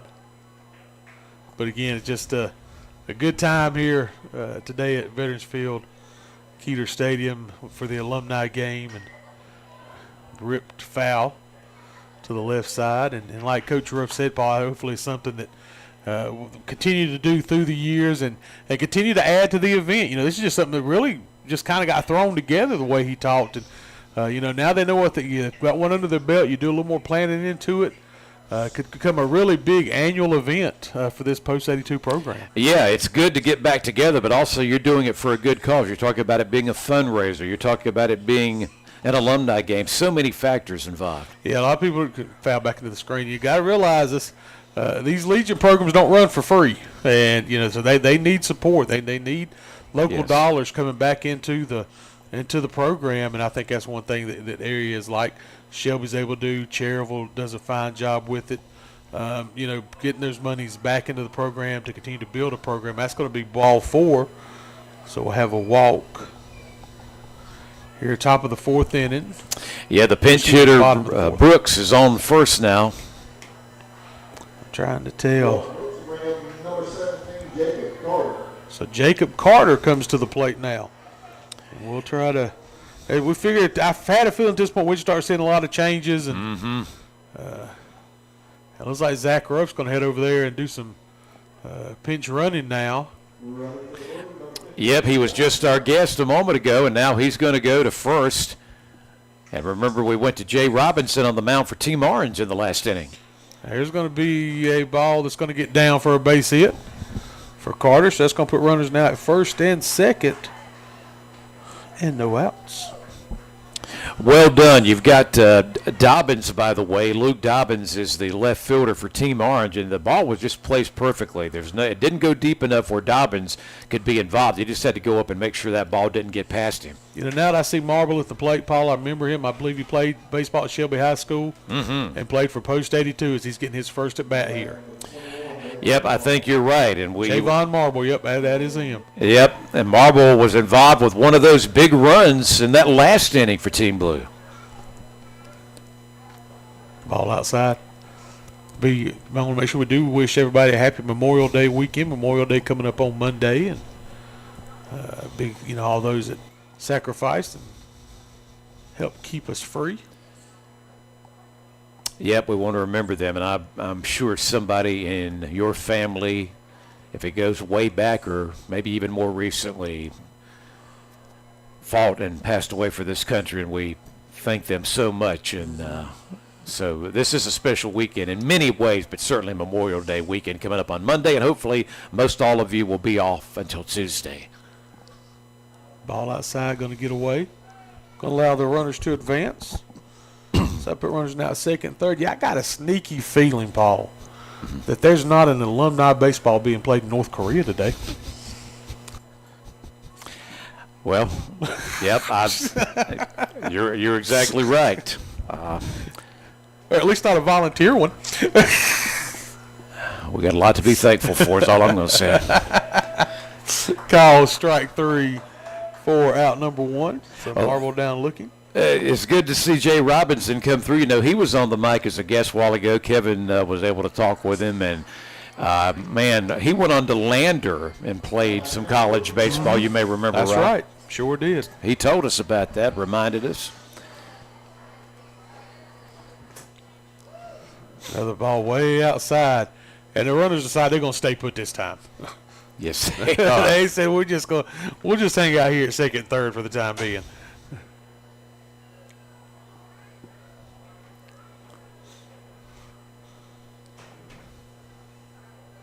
If you're just tuning in, an alumni game for post-82 baseball. A lot of names of the past. Team Blue, Team Orange, Blue up 8-0 so far. Swing and a miss. 1-1 to count. And we are in the bottom of the 4th inning, by the way. Yeah, we want to remember, this is just the appetizer. Main event tonight. The Cavaliers and the Bulldogs. He puts a bat on the ball out to left field. Left fielder gives chase. Going, and drops the ball. He had it, and the ball bopped out. Oh, my gosh. He got in position, Rob, and man, he did some fast running to chase down that ball once he was there, and that shows you a little bit about not playing this game on a regular basis. He couldn't hang on to it.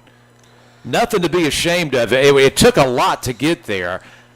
He ran that ball down, but just could not make the grab. You got to give all the credit in the world for that effort. Yes, sir. To get there. That was, like you said, a big, long run, and actually had it in his glove, and it just ended up popping out, kind of snow-coned it. And the ball just popped out. We see that happen at the major league level. So.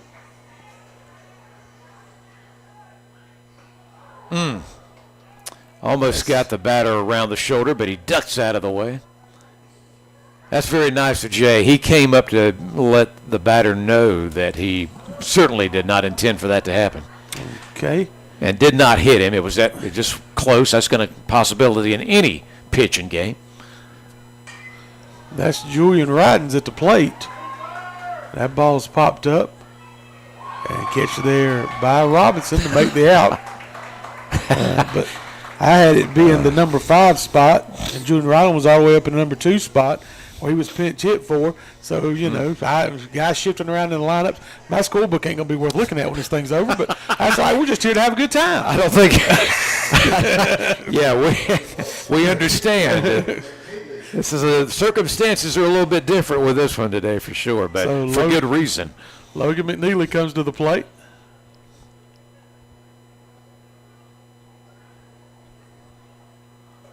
Pitch outside. What did Logan do last time he was up? Let's see. So far in the game, Logan has walked twice. Okay. I knew he was responsible for some of the runs for sure. Yeah, he came around to score in the 3rd.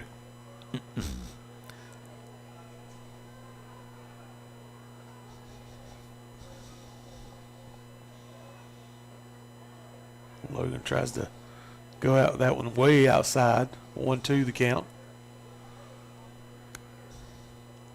Bradford Lell, hadn't had a chance to talk about him. He's not really been involved with any of the hits in center field for Team Orange. I want to remind you he's out there.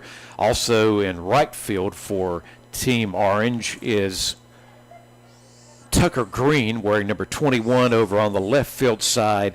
You have the guy we were talking about running down that big hit a moment ago, doing his best to get to it. Couldn't make the catch at the end. Luke Dobbins. Swing and a miss for strike 3. Out number 3. Team Blue now 9-0. Of course, most of the damage came with the 7 runs back in the bottom of the 3rd. They added 1 more here, Rob. They got 1 back in the 1st inning, as we said, 7 in that 3rd, 1 here, 9-0 as we go to the 5th. Well, it's like RJ, I think, is heading over to the Orange side, I think, maybe to get a player for us. So we'll hang out and see if we get RJ. We appreciate those contributions of the guys working with the broadcast down on the field today as well, and RJ's trying to make sure we get another guest. We've had some good ones so far that are participating in this game today. Can't give you an update. I was able to find this schedule that we'd sent out. Who we have down there? This is Frankie Harrell. What's going on? Hey, Frankie, how you doing, man? I'm here. Hey, talk to us a little bit about what it means for you being back here for this alumni game here for Post 82. I mean, man, whenever we was coming up, that's all we dreamed about, is come to the ballpark every day. So getting to come back out here and do it again, ain't nothing like it. Frankie, this is Paul Foster in the booth. It's been great watching you guys so far. How was it for you to connect with some guys maybe you hadn't seen in a while? Well, it's funny you say that because most of us, we try to stay, in touch for the most part. Everybody played on the same teams. I mean, there's some guys out here that we didn't get to play with because, there's some of them are younger, some of them are older. But, yeah, it's good. We all, we carry friends from this ball team, so we all still hang out together, the ones that, I played with personally.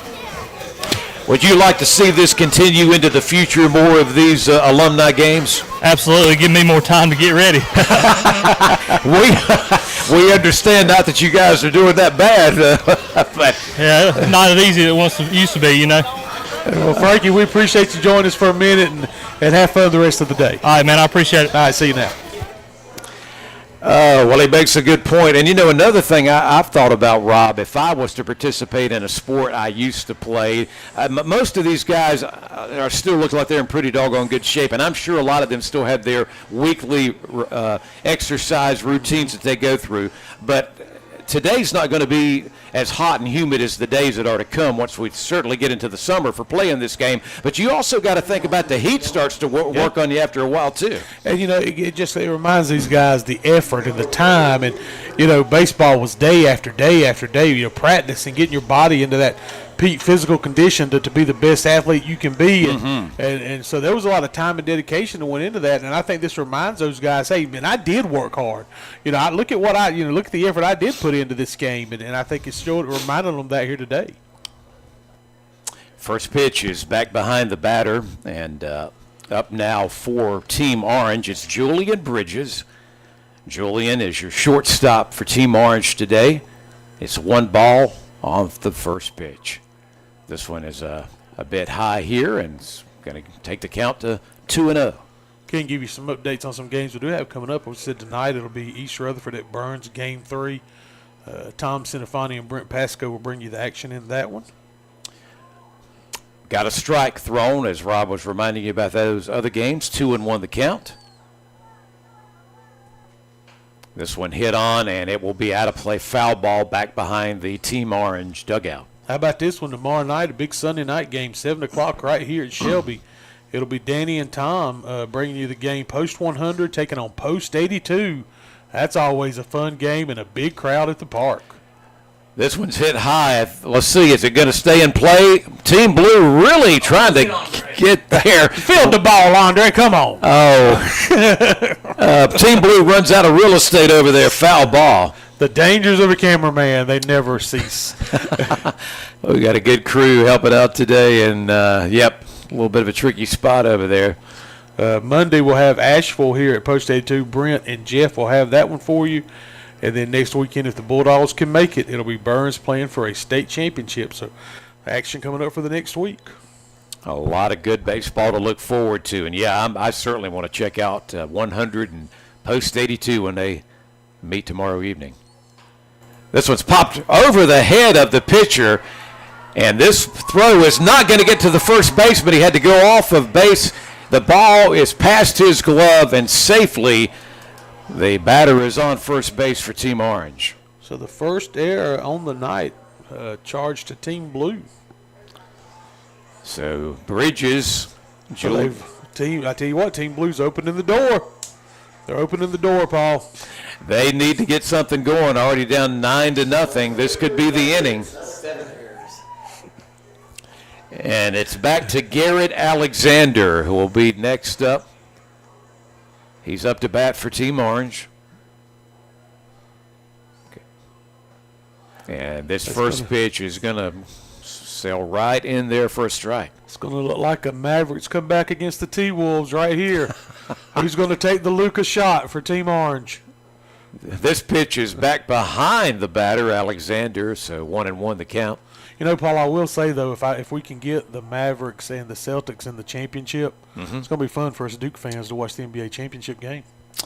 Yeah, a lot of former Duke players will be a part of it.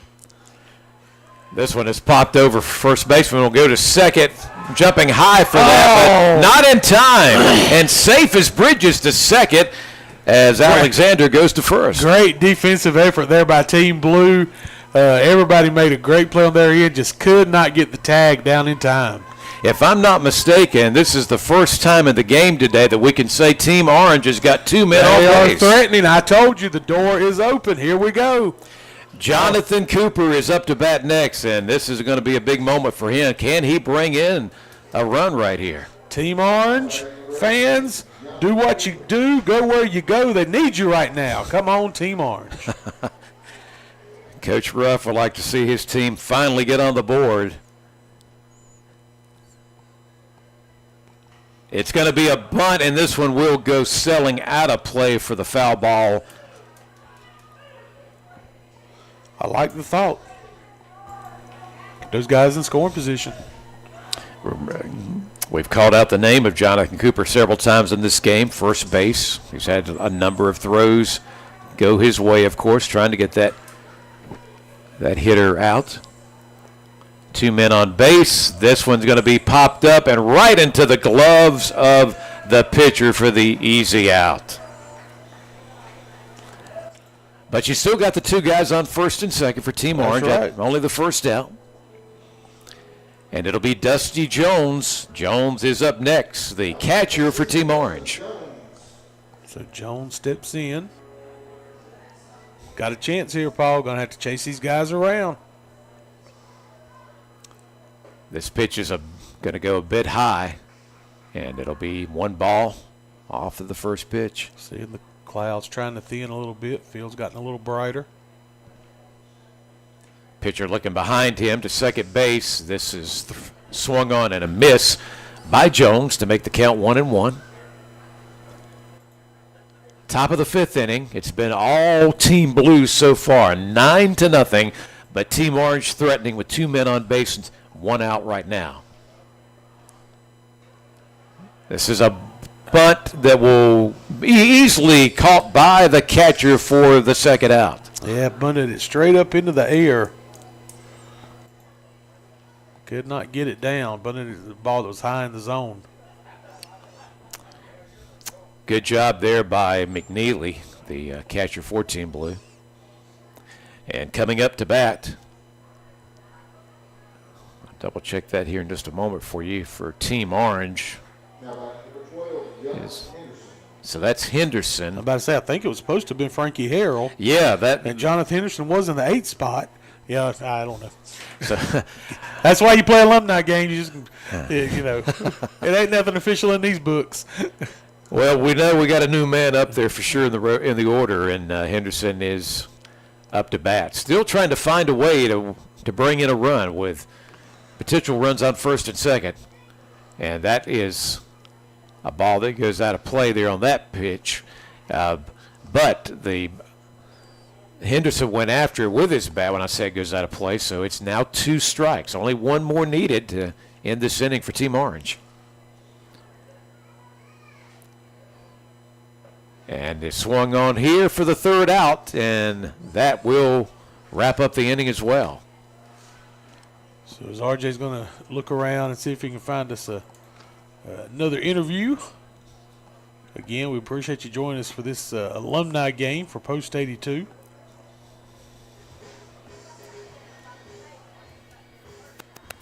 RJ stroking his beard. I guess he's thinking. I guess that's what that means. Anytime he starts stroking that beard, he's got something on his mind. Got to find the right guy at the right time. That's what he's trying to do. We'll love to have another conversation, if possible, from the dugout area this afternoon. It appears that will be Team Blue participating. That's where he's at right now. So I think RJ's got somebody down there now. Who do we have? Riley Cheek. Hey, Riley, what's going on, man? Oh, not much, man. How are you? Doing good. Hey, let me ask you, what does it mean to be back here playing for Post 82 in this alumni game? Riley, turn this way towards the press box a little bit. There you go. This way? Yep, Okay. That's perfect. All right. Nah, man, it means the world. I mean, I know a lot of these older guys, they put a lot of work into this place. So did we. I mean, it means the world for a lot of these guys. I mean, even at the, national anthem, they made sure we did it the right way. So there's a lot of pride that goes into this place, and it really shows. It means a lot to be back here. Riley Cheek, Paul up in the booth. It's been nice seeing your work so far today. How did it feel for you to be back there like the old days on the mound? I mean, man, it's crazy. I had to put down the golf clubs a little bit to come back here. But nah, man, it's fun. It's fun, I mean, anytime you get to come back and play baseball, especially so soon for me, I guess it's been about a year since I put the cleats up. But, I mean, it means the world to be able to do what we love that we've done for so much of our life. So a lot of fun, and I think a lot of these guys out here are having a blast. Yeah, it hadn't been that long ago that we were talking about you playing ball on the high school and Post 82 level. What have you, any kind of words of wisdom from some of the older guys that are back that you spent time with? I mean, not really. I mean, yeah, just, enjoy life. I mean, a lot of these guys have, have been out for a while, and you can tell. I mean, just the pride's still there. Words of advice, I haven't got anything yet, but we'll try to get it out of them before the day's over. Riley, I'll tell you right now what the old guys are going to tell you after today.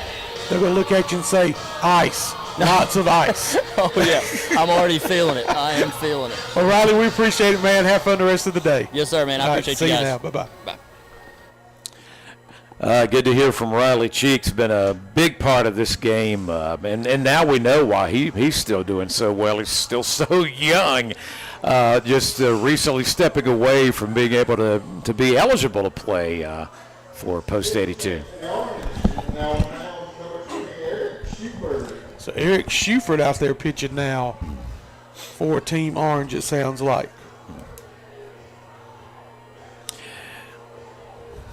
Yep, we've gone through a couple of different pitchers, including Jay Robinson most recently for Team Orange. So we'll see what Schuford can do now. And that's number 12, I believe, at the plate. Looking to see. Yeah, that Smith is the last name, Rob. So we have Smith now at the plate. Yep, Team Blue back up, the team that's still got the controlling 9-0 lead in our contest. So 1-1 the count on him.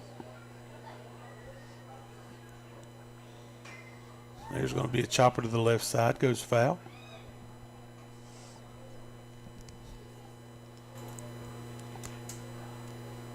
Big hello to everybody joining us today. Couldn't make it to the park.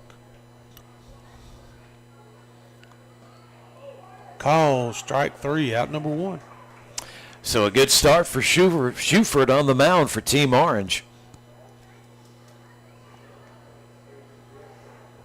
And that'll bring number 19 to the plate. Evan Loses.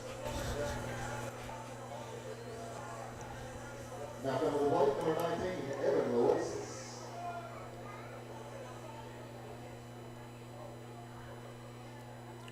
So Losas takes one for a ball.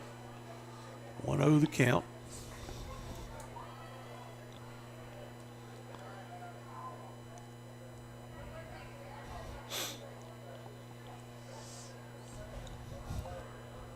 Called a strike. 1-1 to count.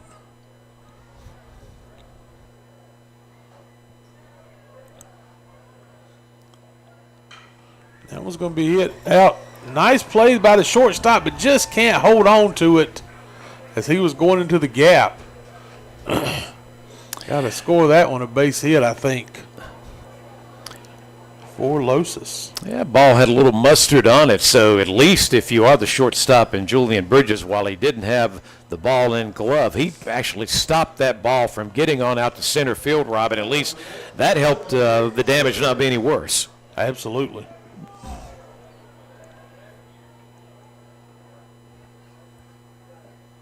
Ball in the dirt. Losas is taking off. He's going from first to second quickly, going to slide in, and apparently he is going to be safe. The ball come back. Schuford was on the ground. Nearly had to catch it himself as he was laying there. I tell you something else, too, I've noticed, Paul, as this game's going along. Mm-hmm. I've noticed a lot of it. Looks like moms taking very young children down to the net to talk to players. And you think about it, how many of these guys now are parents that weren't before? This is the first time their kids have seen them play baseball. You're exactly right. They wanted to go ahead and create a memory. Absolutely. Of Dad being out there today. Swung on and missed. You talk about family, and then a lot of these young men are starting new families. And it's a family when you talk about the tradition of Post 82 baseball. We've heard it from all the guys that we've talked to. There's going to be a chopper over to third. Third baseman up with it. Throw over to first. Good stretch over there. First base. I believe that's Cooper still over there to make the tag for out number 2. Just an outstanding job by Team Orange to be able to get that ball from third to first in time. So Luke Sism comes to the plate. And Rob Cooper on first base. He had a couple of throws get past him earlier in this game. nice job, Rich, being able to handle the ball. Loosening up a little bit over there now. Yeah, you better believe it. So everything, muscle memory is coming back.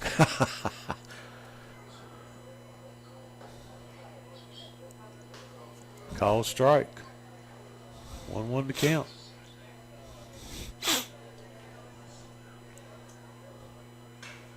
That one's hit to the outfield. Center fielder's charging in.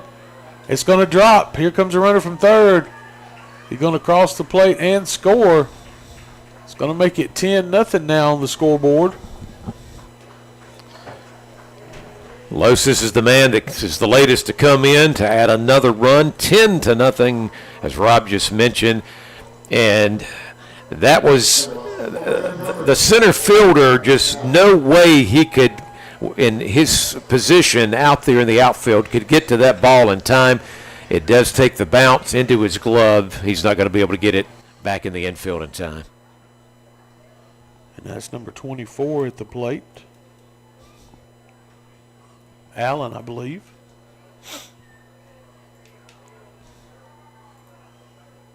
Runner at first, 2 outs. Takes it for a ball. For those of you tuning in now, get ready for more post-82 baseball. And remember, it won't be long down the road that the Burns players will join in as well. And when you can't make it out here to the ballpark, all you got to do is tune in to ktcbroadcasting.com, listen to the great live stream online, listen to broadcast at 101.5 FM WOHS as well. There's one hit to the second baseman, makes the grab for out number 3. So we're going to be heading to the 6th inning, 10-0. The lead for Team Blue. And pull RJ's mic up. It's like he's walking across on us at the bottom, Paul. But sure, you know, one thing you notice, not to say anything, but we aren't seeing the dugouts empty as fast as we were for guys taking the field from earlier in the game. Okay, I'll go get my spot.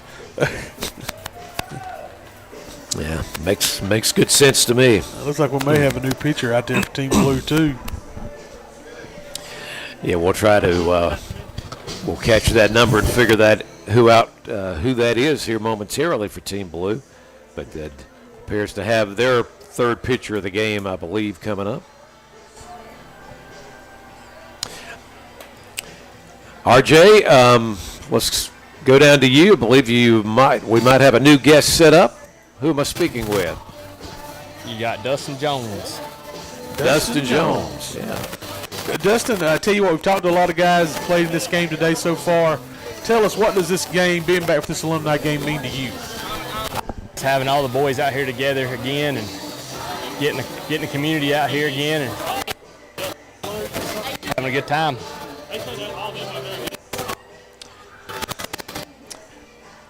Dusty, you guys are down right now in this game. I mean, it's all for the fun. Nobody is a loser in this game at all today. But what do you still hope you guys can do in the time still remaining out there today? We're going to scratch a few out here, scratch a few out in the next inning, and we're going to make it a ball game. Dustin, I like the way you think, man. Let's turn this. Let's get this place going crazy. Good. All right, Dustin, we appreciate you taking your time with us, man. Yeah. Well, he makes a good point, and that is that anything could change. It doesn't matter how bad the deficit looks in the game of baseball. You can scratch away a lead if you can get those hits going, and maybe those bats are going to get hot. And speaking of Team Orange getting hot, oh my, I thought we had a beautiful hit in the outfield, but instead the left fielder comes through and makes the grab for the out. With all the changes, not sure who that was in the left field position there. Yeah, earlier in the game we had Julian Bridges out there, but you're right, Rob. We may have someone new now, but a great job to chase down that hit and to get the out. Coming up is going to be Frankie Harrell, next batter for Team Orange, trying to get this team back on base and trying to get that long-eluded run they have been waiting on. This pitch is in for the second strike. We've had 2 strikes quickly. It's an 0-2 count on Frankie Harrell. Frankie will not go after this one because it's right in the strike zone, and that will give us the 3rd strike for out number 1. Or, excuse me, we're already to out number 2, apparently. So happening quickly on us as we go from the interview back to the action. Up to bat next is going to be Robinson. Yeah, Jay Robinson getting his first at bat in this game. Had some good moments on the mound a little while ago. He's going to go after this one for strike 1.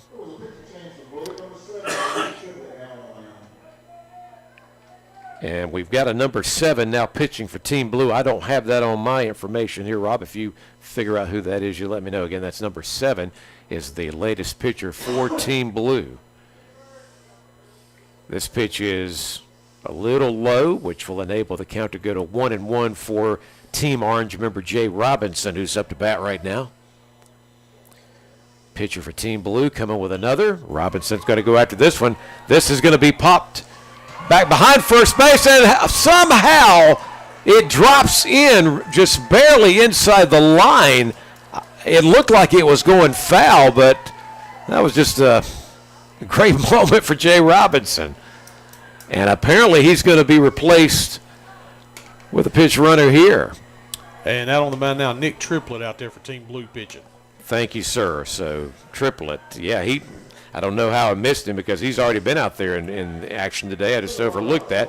So Nick Triplett is the new pitcher. And we now have Luke Dobbins. Dobbins is up next. He'll go after that first pitch from Triplett. Makes a little bit of a connection with it. It is a strike, ball out of play, 0-1 the count.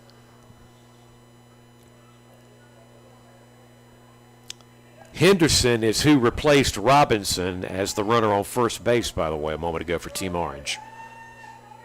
Triplett's next pitch is going outside to the left. Catcher made a nice job to throw his glove out and retrieve that ball before it got past him, and the count is 1-1.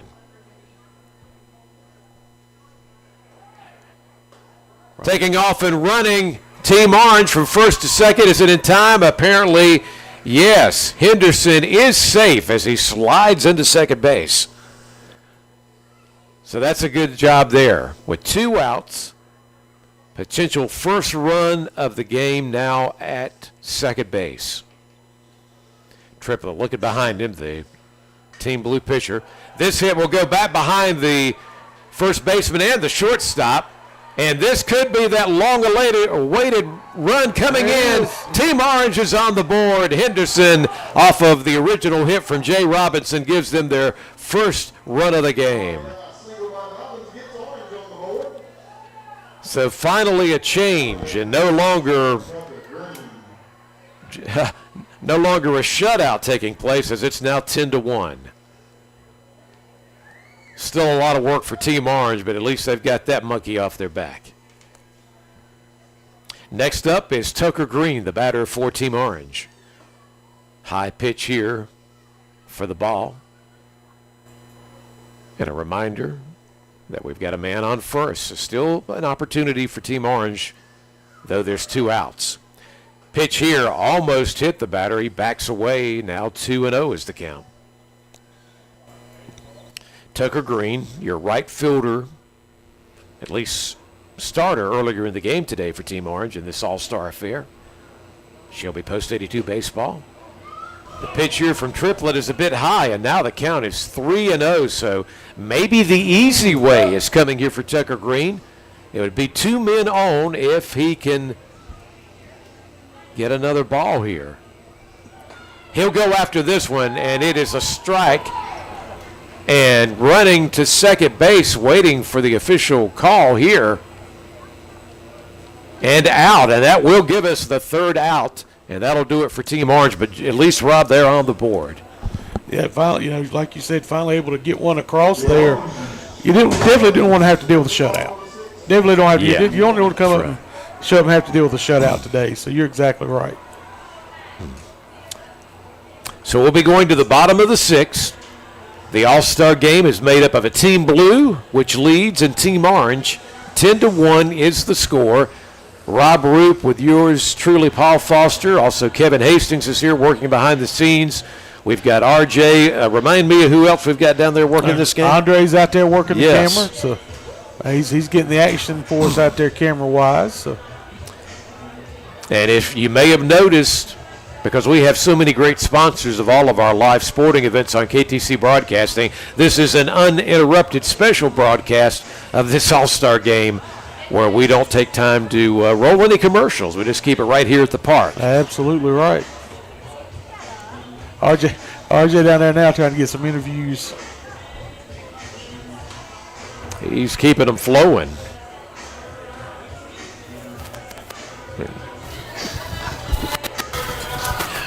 Hey, Paul Foster from the booth. Who am I speaking with? Evan Loasis. Well, we've been watching your work already today. How does it feel? How do you think this game's going for you guys so far? I'd say it's doing pretty good. If you don't mind, turn back around and face us. That's when the microphone, we lose it sometimes. Thank you very much. How'd you say it's been going so far? Oh, it's going great. Just reliving our glory days, just having fun. Say we're swinging the bat pretty well. Yeah, it seems like you guys have really been swinging the bats real well. You, of course, are led by manager Hal Hamrick. Has it been reuniting with some of these guys that you either played with or have known about in the past? Well, I'd say it's pretty cool because I remember being younger and watching like a lot of the guys like Garrett Alexander and Eric Shuford and some of those guys play, and it was like watching some celebrities. Everybody, they were real good. We were younger guys. We wanted their autographs, and then seeing a lot of the younger kids our age used to come up to us and ask us for our autographs, and it's just cool playing with everybody. It's just cool how everything comes around. Evan, we hope this is an event that will continue throughout the years. For you personally, what does it mean to have been a member of the Post 82 program?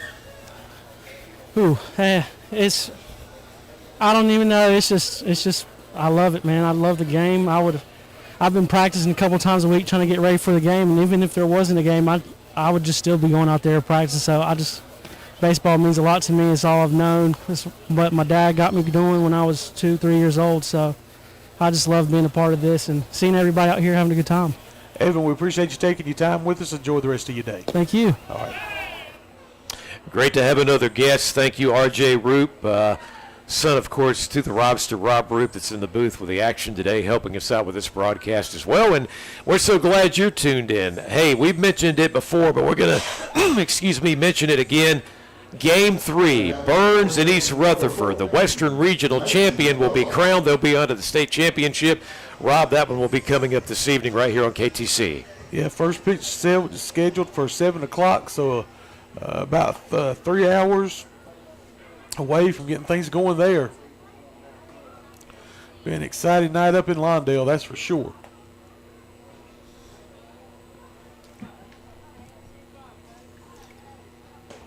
All outside.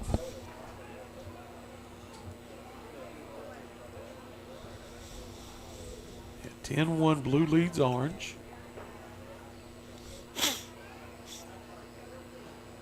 Takes it down and in.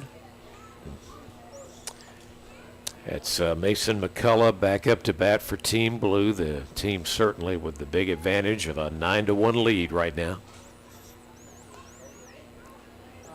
Ball outside. Rob, and we could talk about this in between pitches, but Burns had not lost all season. Right. East gets that win. How do you feel about when you've lost for that first time? Take that pitch out, it'll be low for a walk. Does that change going into this one tonight? I tell you one thing that I said during that game the other night.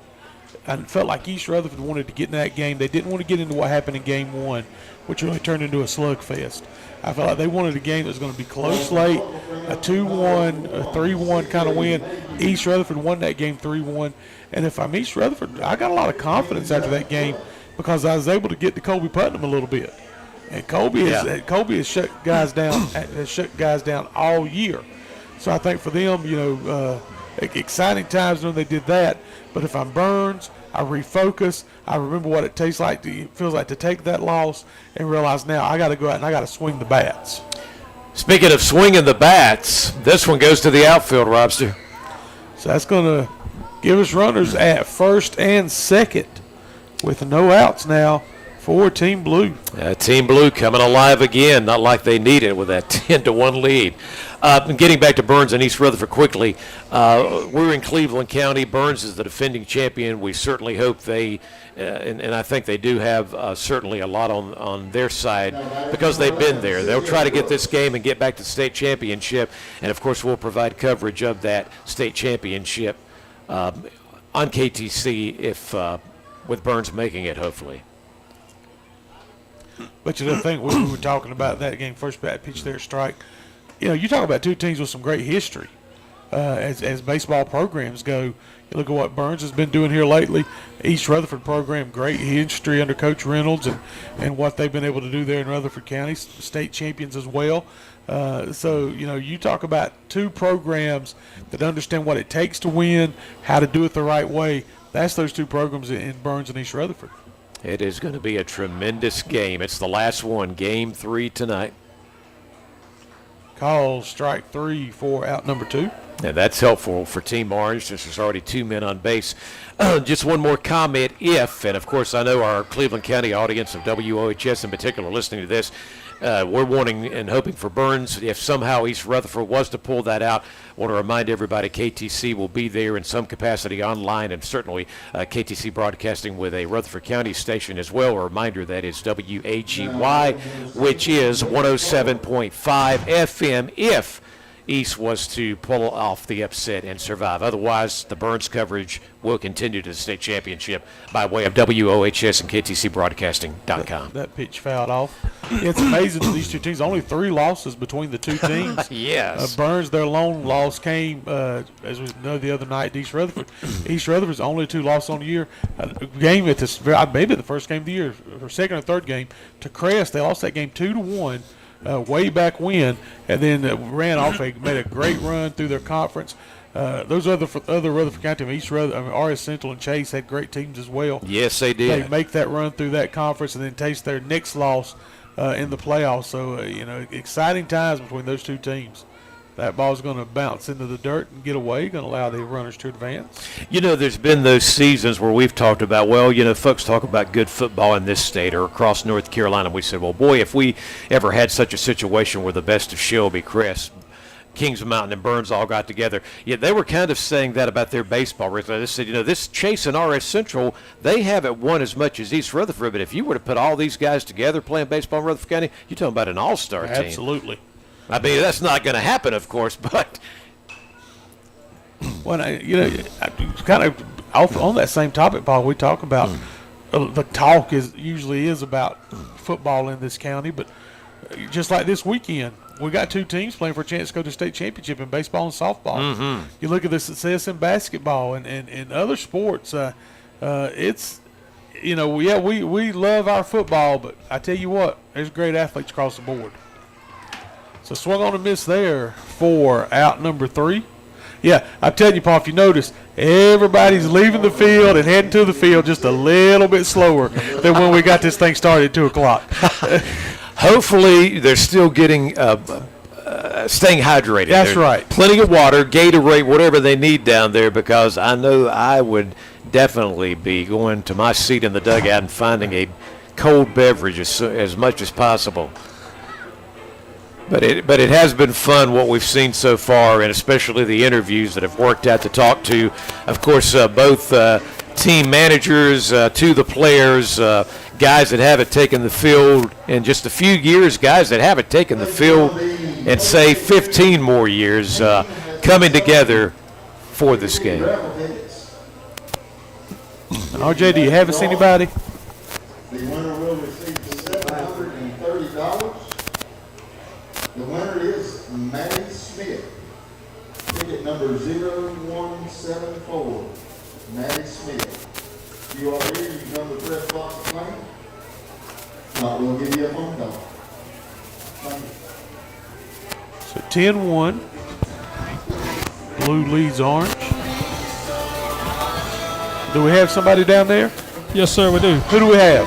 Jonathan Cooper. Hey, Jonathan, how's it going, man? Good. How about you? Doing good. been talking to a lot of the guys here in this game. First thing I want to ask you, what does being a member of this Post-82 program and part of this brotherhood mean to you? It means a lot to me. I played 09 and 010. I was on the runner-up team in 09. I always enjoyed it. Got to play extra time with my buddies that I grew up with, and got to spend that time with them, and got to go places I never would got to go if it wasn't for playing for Post-82.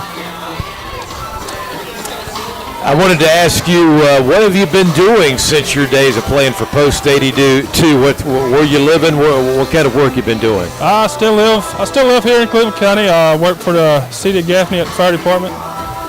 That's about all I've done. I mean, I did when I got done in high school. I went and played college ball at Limestone down in Gaffney, and I've never. Well, now that you mentioned that, I remember you going on to Limestone, where you were able to continue went on to higher education and play in this sport you love. One more question before we let you get away. What would you say has been something you've been keeping an eye on around here locally when it comes to baseball? Have you been still following Post-82? Do you keep up with any of the colleges or high school baseball that we have? Of course, we know Burns has got a chance to go back to a state championship tonight. Yeah, I still keep up with some Post-82. I actually, when I left Limestone, I went back. I coached a couple of years at Crest, and then I ended up getting married and having some kids, and I actually just went back recently, this past season, back to Crest and started coaching again. So I still try to stay a little active in the baseball around the county. Well, we're so glad you've got that association with Crest again, and there's nothing better than Crest High School when it comes to great teams of the past. So thank you so much. Great to talk with you today. Yes, sir. Thank you.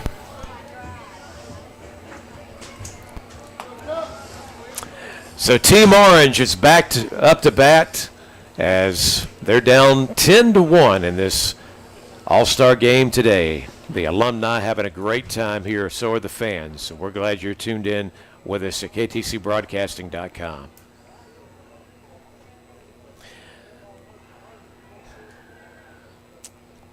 Team Blue has got, I believe, McCullough is now pitching for them. I think so. So the big man's moved to the mound. This one's just a little bit to the outside for a ball here. Batter is Tucker Green, by the way, for Team Orange. 10 runs, 9 hits, 2 errors for Team Blue. 1 run, 2 hits, 7 errors for Team Orange. Yep. Quite a few errors have been a part of this one for sure. Count now 1-2.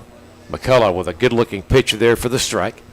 And I think that's one thing you felt like he's going to say. Even Kevin mentioned it. You know, that the defensive part can be the hardest part to work your way back into. Yes. You can still get up there and swing at bat, but trying to work that way back into that defensive, remember positioning.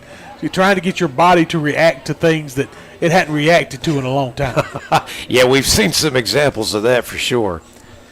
Tucker Green trying to find a way to get his guys on, or to get himself on base. This is the first batter up. McCullough stepping back off the mound a bit. We'll await this next pitch. It's a 1-2 count again. Top of the 7th inning now. McCullough's pitch.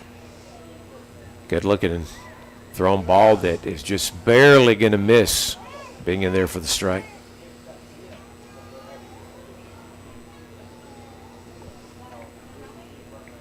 Green looking down that pitch, and this one's going to come high right at his face. He backs away. No, ball did not connect with him. Count, even though it's not changed on our scoreboard here, I believe we're now maybe at 3-2. Yeah, now they've got it updated, 3-2. This pitch is right where it needed to be for the strike. So McCullough pulling them out when he had to, especially right there where the count was 3-2, gets the third and gets the first out. And I do believe Charlie Ruff has just his second time at the plate today. He popped one up earlier, Robin. It was caught. Let's see if he can make it to first base this time. It's pitcher McCullough versus batter Ruff, and this pitch is over the back of Charlie Ruff. Message sent for sure there to Coach Ruff. Let's be gentle on the old coach there.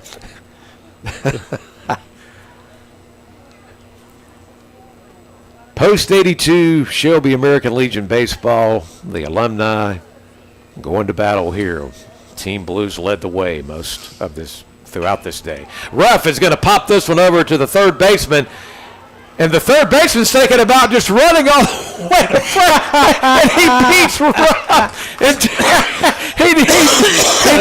He's trying to make a point, and he tags the base just barely before Ruff gets. I hope Ruff meets him somewhere after this game. Oh, that was pretty good. Oh, my word. Fielded the ball at third, ran across the diamond, and tagged first himself to beat Coach Ruff down the line. We knew there were going to be some crazy fun moments, and we just witnessed one of them. Oh, sadly, taken out on Charlie Ruff. Well, I don't think Charlie really wanted to show the Jets. He just didn't want these young people to feel bad. So I think you're right. McCullough's next pitch strikes on there. I believe we've gone back to the top of the order. And it's Dalton Putnam back. McCullough's going to be able to get one right where he wants it here. No, it was actually called a ball. So 2 balls and no strike. Thought it might have been in there. Mason McCullough, the latest relief pitcher, I should say. High throw here, and that will take us to ball 3.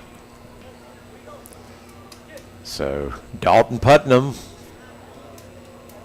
good-looking player of the past for Post 82 before that Burns High, may be able to get on base here.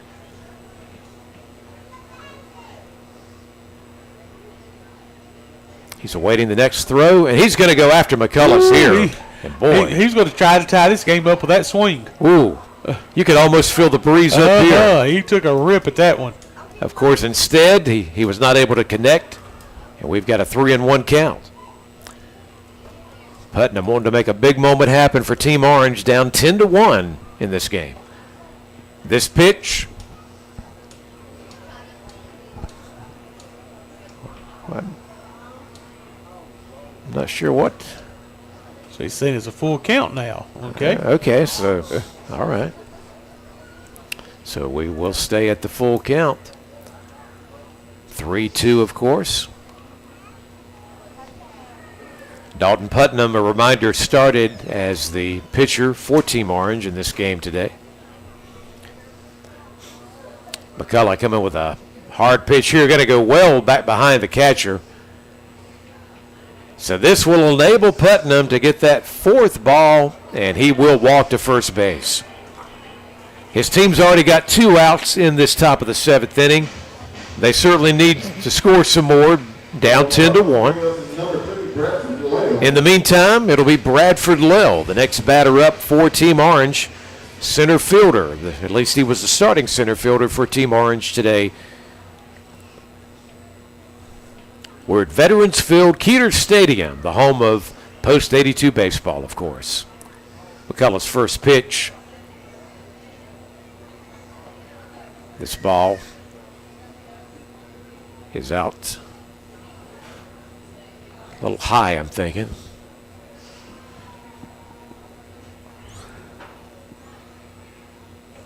Remember, we got a man on first. Already there's Putnam. Lill's the latest batter for Team Orange. Over the head of the catcher. This will go back behind him, which will enable Dalton Putnam to safely make his way to second base. So running in scoring position now for Team Orange as they try to cut into this 9-run lead.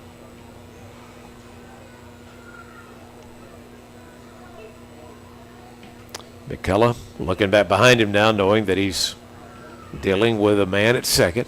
However, they've already got 2 outs on Team Orange. This ball hit low, and it pounces off of the glove of the pitcher, McCullough. It is the shortstop that comes up to get that ball before it rolls on out towards the outfield. And now Team Orange with men on first and third. Yeah, tried to go behind his back to make that grab as the ball went over to his right side and just could not get a hold of it. Now comes to the plate, number 4, Julian Bridges. Julian Bridges is up next, and this is the young man that you hope can find a way to get his teammates in. They could cut into this big lead of 10-1. Remember, there's 2 outs, though. They're going to need everything to go right here, and right now Bridges is the man at the plate. Taking off from first to second, may not be in time to throw. And yes, Bradford. Is that Bradford Lell? Yes. He is at second now, safe, so we move up. We got men now still at third and now at second for Julian Bridges to try to make something happen here, a moment that he can remember from this alumni baseball game.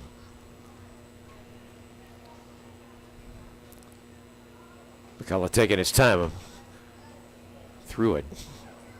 Very strong pitch that time, but it was high out of the strike zone.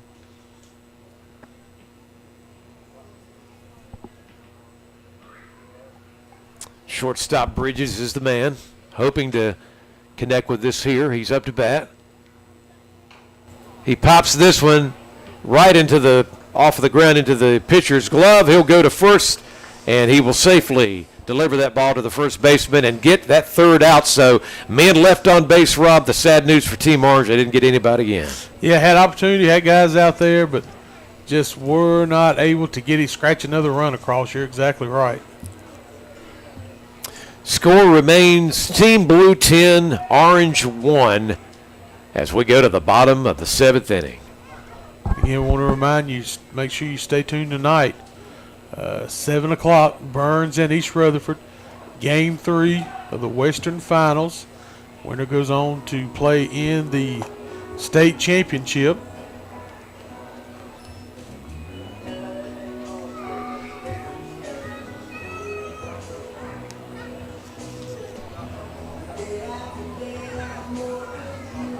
We got a message from RJ saying he can't get us, Kevin. It says it has battery. He says lost. Okay. Listen, I'm sick. All right. Unplug everything. Put everything in this room. Okay. Okay. Artie's gonna come. Okay. Perfect. All right. So RJ's checking out. Going to join us up here in the booth, Paul. And again, we appreciate the opportunity to be able to do this here tonight. We appreciate Kevin Hastings getting it set up and good to go and everything. So. And, man, even sending waters our way. Kevin Hastings does it all. Yes, indeed. And from what we've understand, this game will go 9 innings. Is that the last we heard? Last we heard, it will go 9. So. Okay, since we're in the 7th, just double-checking that. So still time for Team Orange to see if they can make something happen. They've certainly got a big task ahead of them. But they'll have 2 more innings. 6 outs away. Yeah, the biggest thing for Team Orange is, Rob, they've got to try to escape this bottom of the 7th without any more runs being added to that 10-1 lead. And again, you know, when I look at the scoreboard, I mean, those 7 errors, again, that part of your game, getting that defensive part back. Again, I said the muscle memory of filling that position. Is one of the things that probably will take the longest to come around. So Davon Marble steps in. Frankie Harrell out there on the mound.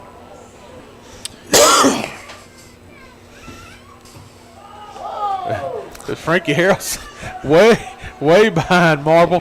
He just laughs at that one.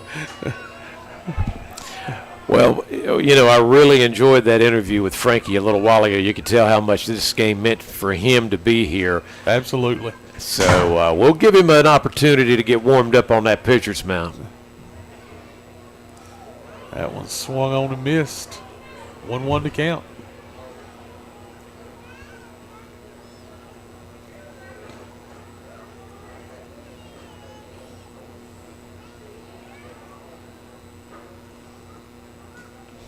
Next pitch.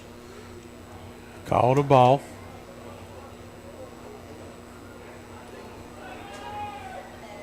Ball boy brings out some extra baseballs to our home plate umpire, Joe Sism.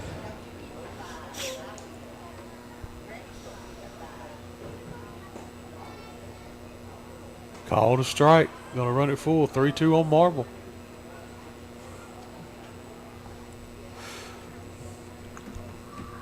Marble ready. Takes inside. Now 3-2. Now it's full.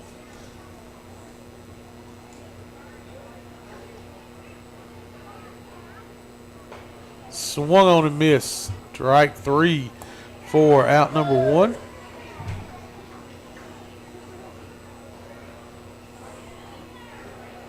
And coming to the plate will be number 3,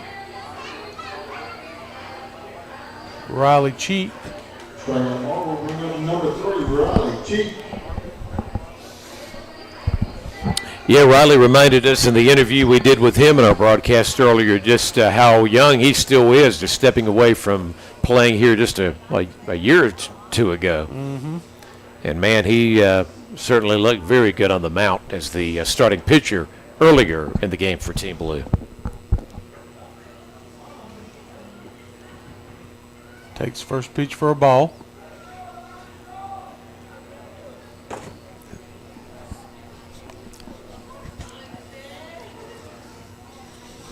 Swung on a miss.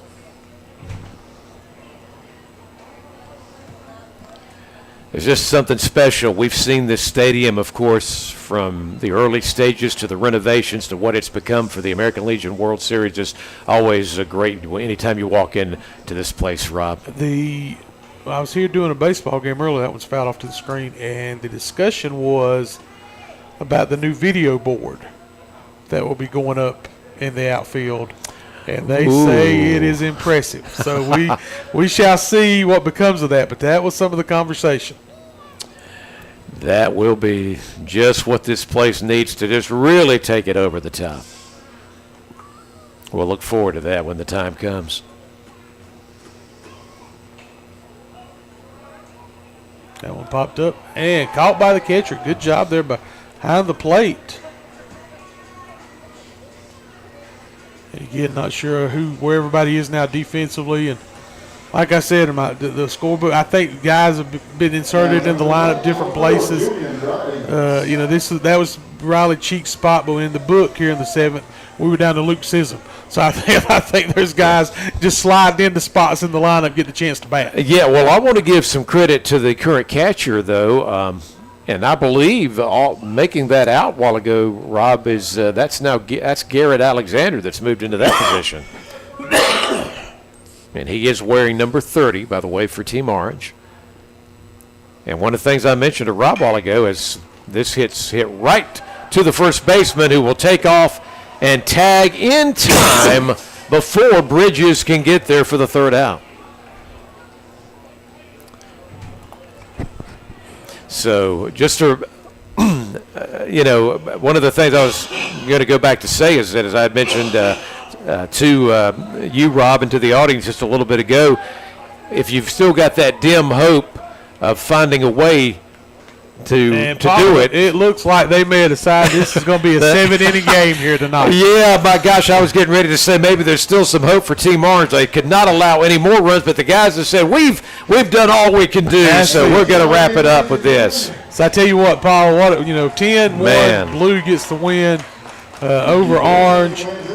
What a fun day it was here for baseball. Yeah. But again, it's just the appetizer, Paul. Everybody needs to be with us tonight for that Burns-East Rutherford game. Absolutely. Don't miss listening to WOHS. If you want to go to your radio dial and tune in at 101.5 FM or online at ktcbroadcasting.com. It is the final game to decide your Western Regional champ, who will go to the state title game 1-1 in the best of 3. Burns hosting East Rutherford. We'll have it for you. Don't forget, tomorrow night, Cherville's here to take on Post 82.